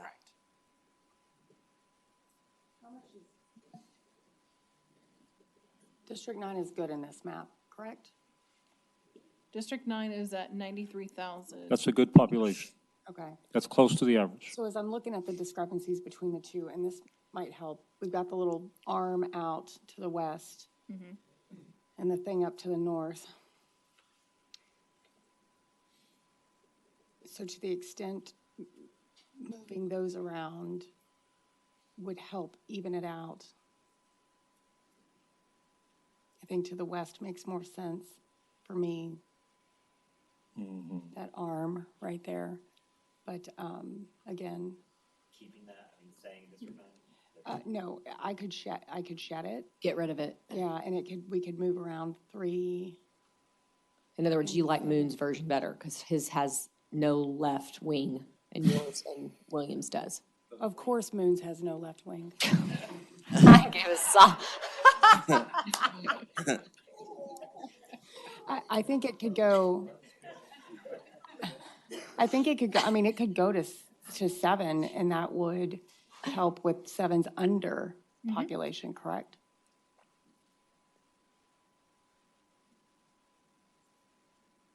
Or it can go to 3. District 3, which is Carrie's map.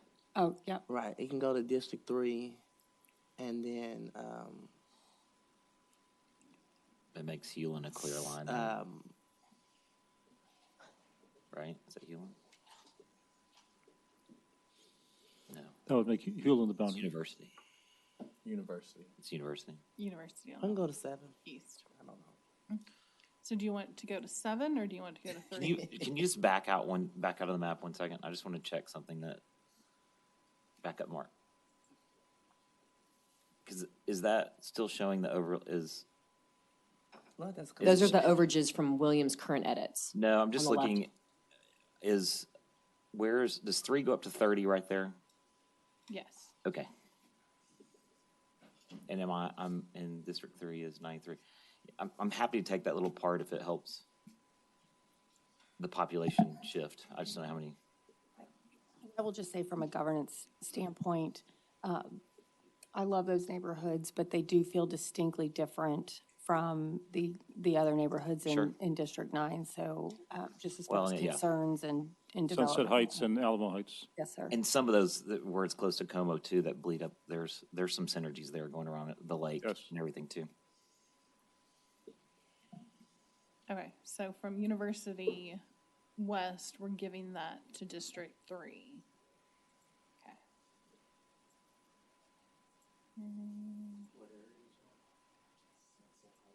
That's Sunset Heights, adjacent to Como, and Alamo Heights.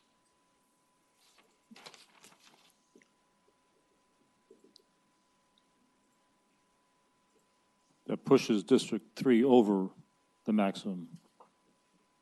Yeah. Yeah, I think We could, Back down into in the his. south, yeah. I'm okay with that.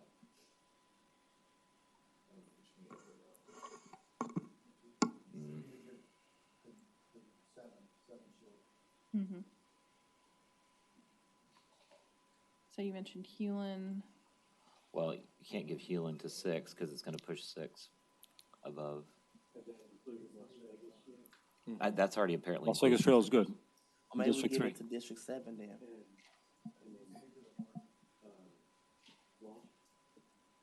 I don't know what, we haven't gotten out that far. Yeah, no, that looks like Walsh is the top port. Everything above 30 right there is in District 7, is that correct? That's correct. Yeah. Is already in there. Just for, That's a good point, real quick. Sorry, Jared, I didn't interrupt you. It's a big difference between Moon and Williams is Walsh is split between 2 council members, which I don't think is a good idea, frankly.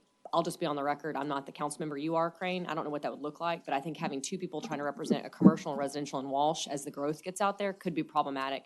And you end up being like Firestone is right now with some really different areas. But that, I know the population's a concern. I'm just throwing that out there. I don't think, because there's about 14 different ranches out there, some north, some below. I actually like having someone else out there with me, addressing Okay. all those issues, especially as we deal with all the transportation issues Good. that are gonna, part of that with the cost Are and you everything splitting else. though the commercial corridor from the residential in that map? You are. That's right. Are you okay with that? I'm okay with it. I mean, Okay. I think because there's just so much growth out there. Well, yeah, you're okay because you give Ray all the residents and you get the commercial corridor. No, I'm believe, just saying. believe me, what you're not seeing on the map are all the other residents coming in on the other side where Yeah. it's gonna go and all the others. So there's, In that great, I guess it's right north of Royal Park that you're talking about. well, no, down, Veal Ranch that will eventually come in. Okay. That will extend us there too. People are coming. Michael, just a quick question. Has an alliance been formed out there? No. No. Okay, that's probably the next step. Very similar to what I saw in the Right. Marine Creek Ranch area, back to Maddie's point. Just something to consider, in the future. It's definitely something we're trying to get all of those, right, Dana, everybody together to have a conversation as the growth continues out there. Yeah, Jay had a good point. He's like, you could make 20 the boundary instead of 30, which is a little more split even. But I don't know what the population looks like in that I chunk. prefer to keep it the way it is right now. Okay. could we undo that arm we just did just for a second to test another hypothetical? Could you go up north and on the northwestern edge of District 2, there's a major road that we didn't capture in this map. You see where the hash marks are further south. There's a small patch of hatchworks. Can we correct that line first? And to answer a question from Mr. Firestone, District 7 is fine now. It's at the low end of where you want to be. You could easily add some and still stay within the range.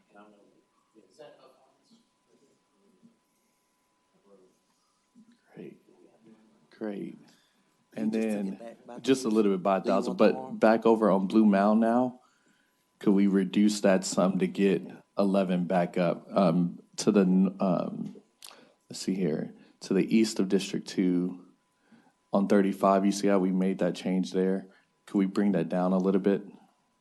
To bring District 11 back down Mm-hmm. to, is that Basswood? Yes.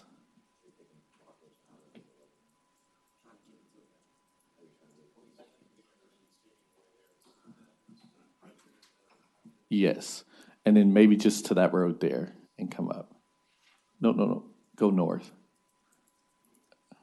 North, So yeah. just straight across.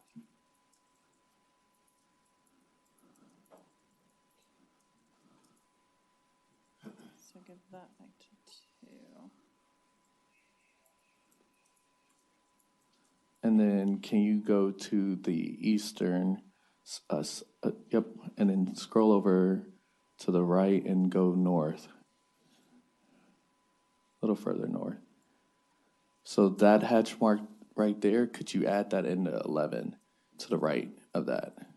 It's Is that currently just 10? north of Summerfields.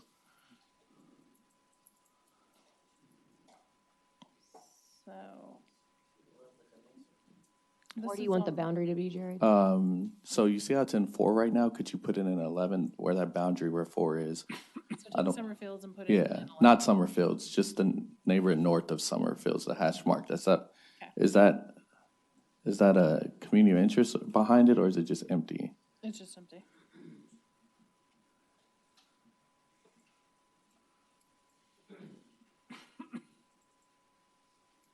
Oh.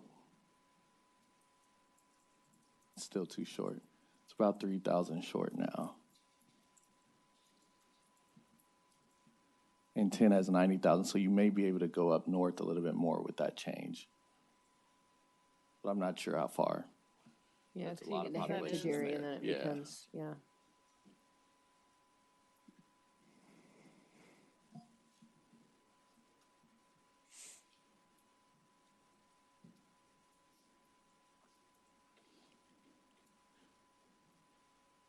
Where, could you do that block too as well? Right where you are and go south to the 459? Yep, where your mouse is. Back to 11. That may be one whole block, though. You may have to go down to that I would say, how far east do you want to go? actually, can you undo that line?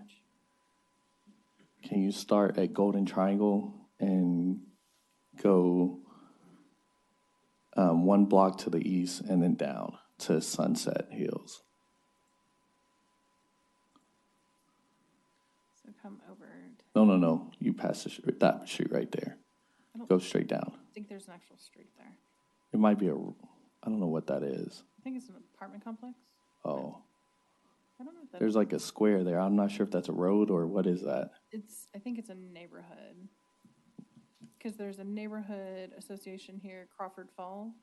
Crawford Farms. But where Prestige Road is, and it dead ends, there's like, it would be helpful to probably see a aerial. It seems like there's a barrier between. Timberview Intermediate School. Add a aerial.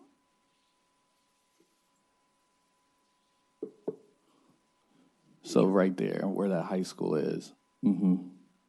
I'm worried about the diagnostic from 96,000 to 86,000. Still got to fix the deviation there between 5 and, District 8's 99,000. I think the only way you fix it is you have to go down and take more of 4, and 4 needs to take more of 8.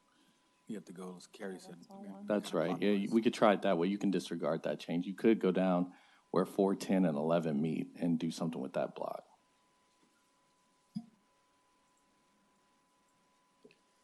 So we're 4, 10, 11 meet at Heritage.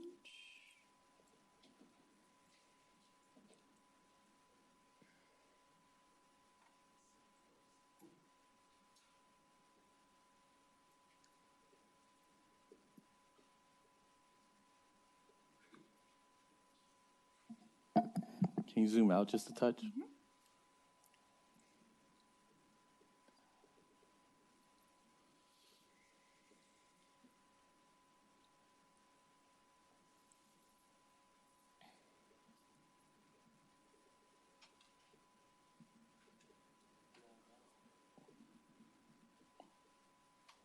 What would it look like to put Summerfields in 11? That may be too high of a jump. Oh, well, nope, it's way bigger than I thought. Yeah, Can't it's do that. huge.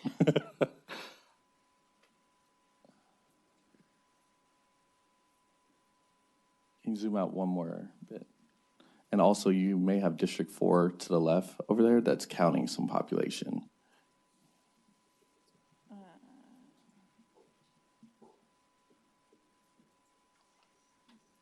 Is this what you're talking about? Yes, so that's, It's just highlighted from something else. okay. Yeah. Which is not letting me unselect that. It's this neighborhood organization.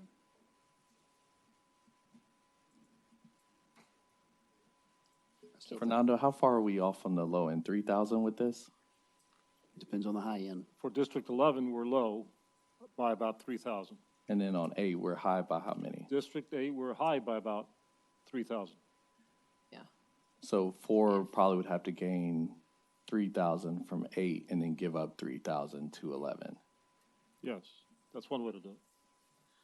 So just for my own benefit, I want to see Moon side by side with the current Williams changes. I just want to see what they look like side by side and see how different they are. And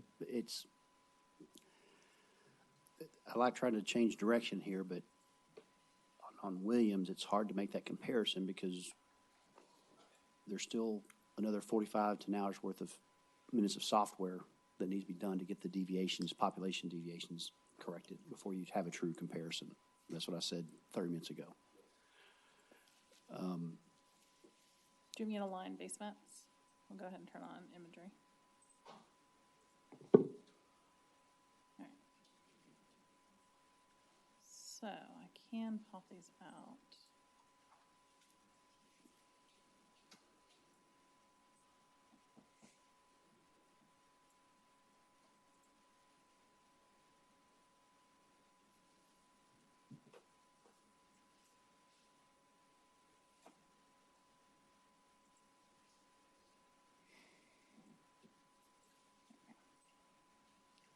Okay, so let me turn off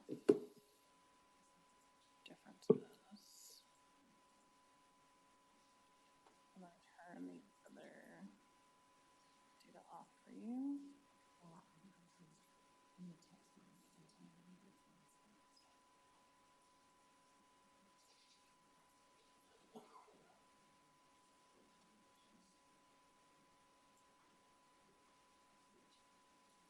Okay, Is that helpful? very helpful. And I can fill them in if that's easier for your eyes as well. I'm still making them outlined.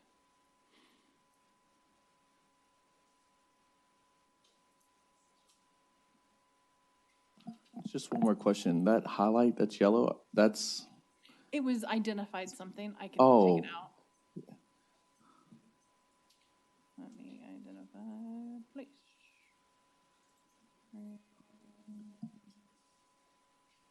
data block.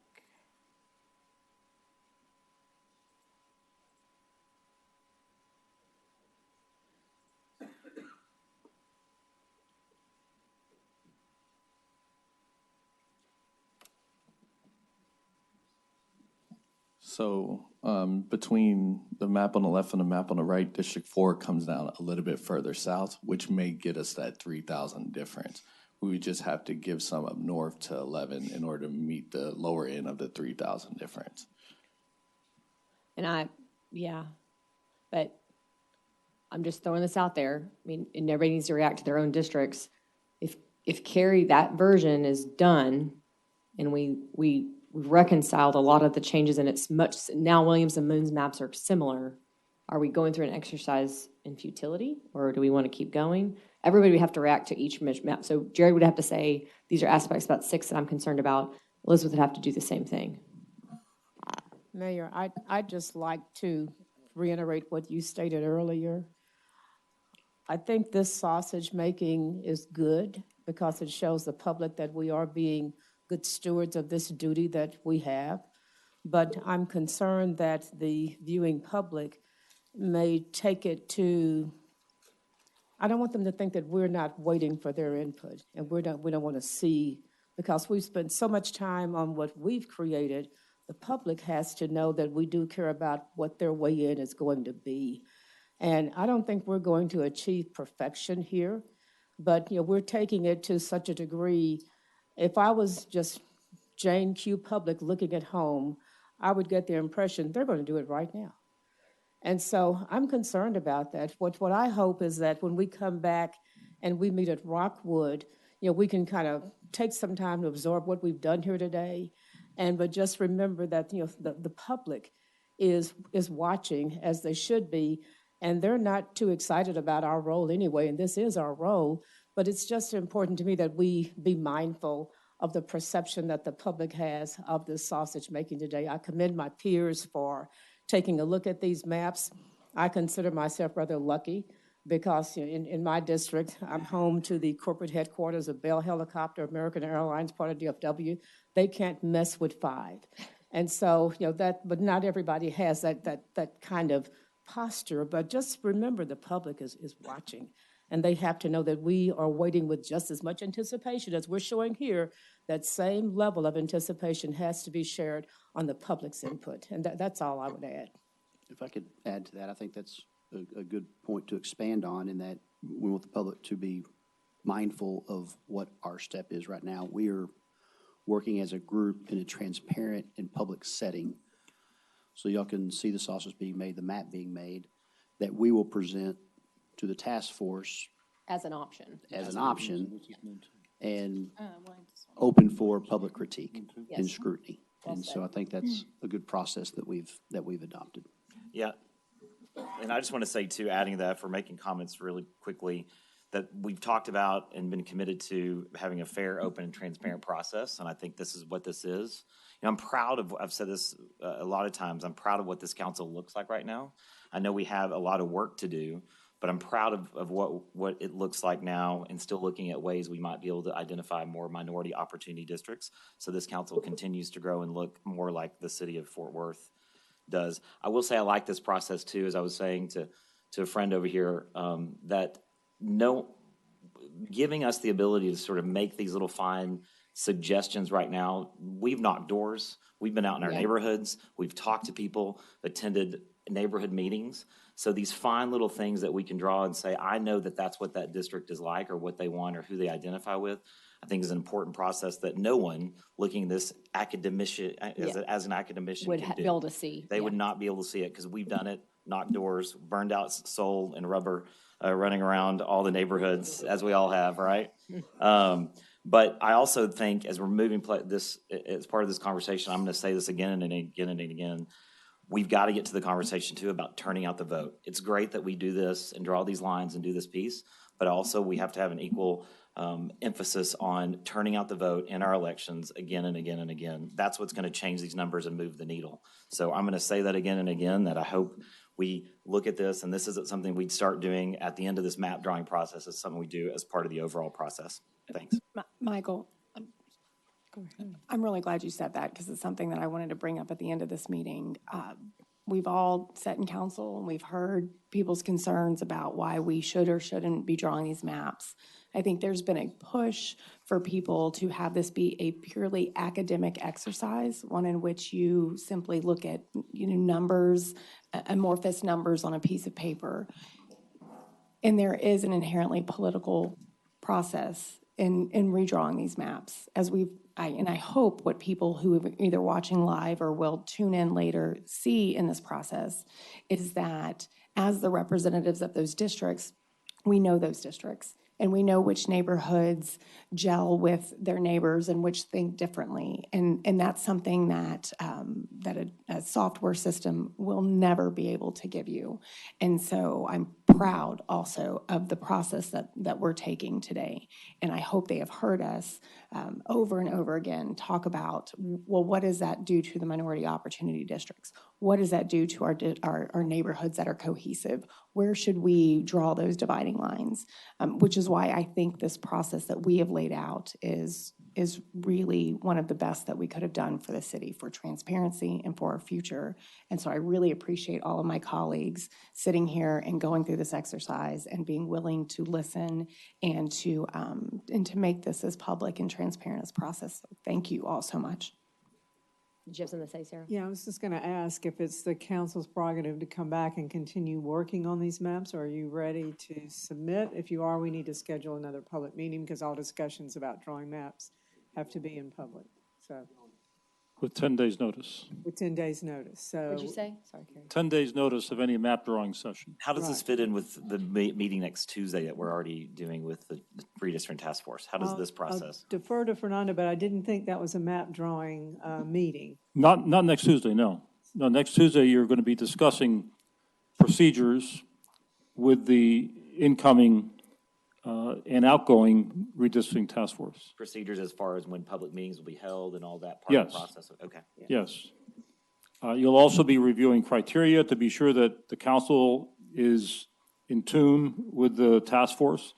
You'll be reviewing the population data from the 2020 census, which the mayor inquired about earlier today. The whole intent is to launch the redistricting task force with the full support of the city council.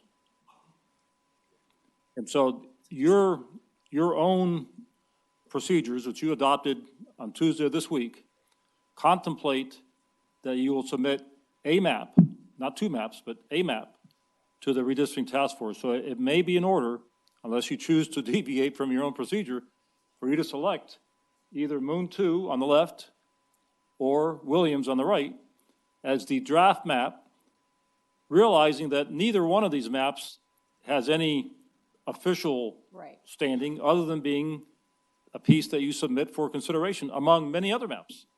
Fernando, could you do us a favor to kind of bring us back in? Are you able to give narrative to both of these maps and highlight? They're both excellent. Well, get a little bit deeper in terms of, where they are with each of the significant criteria that. Well, neither one seems to balance properly with respect to population yet. And I think the very exercise that you followed today demonstrates how difficult it is. Yeah. Because you move one line and you shift another district out of balance that you thought you had put within the right range. As Mr. Moon explained earlier, it could take 8 hours to bring these districts into balance. So you really did the easy work. The hard work is what you started doing at the end of your map drawing session. And I would add, there are maps out there that have been drawn that show District 5 going clear across, taking in all of Woodhaven. And I don't want to say it's crazy, but, there are maps out there that neighborhood groups and interest groups have put together. And I think we need to get as close as we can to what we can agree on and call it a day, because we're not going to get perfection. Sure. Just so you know, Councilmember Crane, I have the same concerns about your development being split as was stated by the mayor. I think it changes the shift in terms of the way the developer community is used to dealing, and homeowners impacted by those developments as well. And so as long as you're good with it, that's good, but just know that it takes us into a different mode of thought and who that point of contact is, because there are some constituencies that we have who have to have that one point of contact on this council. So, but again, I'm happy with what 5 looks like, and I'll just be quiet, but I just urge you guys, we can't solve it all today. And if we were to take a look at which one we like best, since we get to that one, like Fernando said, doesn't mean that that's what the task force is going to recommend. So that's all I have.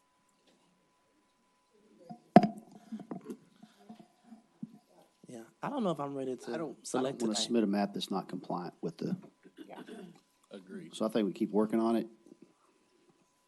Yeah, if the task force, if our meeting on Tuesday isn't about starting this process, I think we still have a little bit of. If you want to have another work session, you're free to do so. We would like for the council to complete its work, if you choose to meet again, to complete your work before or by November 12th, which is the deadline that we set for residents to submit their own proposed maps, because the first meeting of the task force is scheduled for November 17th, at which time we want them to have the council map, all the resident maps, and the staff map. So November 12th is really your own self-imposed deadline to produce a single map for the task force to consider. Well, okay. So options would be as follows. We keep going today and attempt to get as close as possible to reconcile the things that are not passing the integrity test. There's an option. I have to leave here in a few minutes because I have a pretty packed afternoon. Anybody else in that same predicament? Michael is, Chris is, okay. Gina, so that's a problem. The other option could be keep working on this independently, thinking about this so that we're not violating any rules. And then on the 2nd, which is our next council meeting, it's a new schedule. We could ask city management staff to carve out the first hour to just do the finalization of this map prior to submitting. That may adjust their CMO schedule a little bit, but that could be an option as well. Any reaction to that? Maybe that gives us a little bit of time to think about this, give input. I'm okay with it. I think there's I some think that barely meets the 10-day requirement if we publish. Does it make it? Okay, It's calendar days. calendar days? I'm gonna get on Michelle's calendar first. Or 11 days, we're good. Okay. So November 2nd, you want to have a continued work session on the maps. We'll do exec session 12 to 1, just like scheduled, and right at 1 o'clock, we'll start this. So let me tell you, that has to be a separate meeting. Yes, The only thing right, we you discussed gavel in, was- gavel out, and then do work session separate. Totally You fine may with me. see some kind of separate Agenda, that's why. agenda items, just to set it out that way. Okay, so we're- some direction, sorry, go ahead, finish your thought. Okay, so just for clarity, when we come back on the 2nd,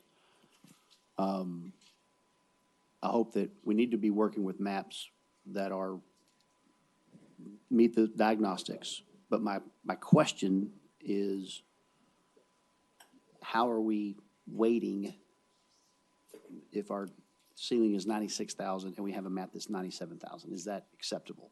That's Fernando? The standard is no more than 10% deviation I like that rule. between the lowest and the highest. As a rule of thumb, you don't want to go more than 5% over the average or more than 5% below the average. So that's roughly 86,000 to 96,000. Okay, I just wanted to ask a question. I heard that. Yeah. I heard that sentiment, and so I just want to clarify that so we know the path going forward.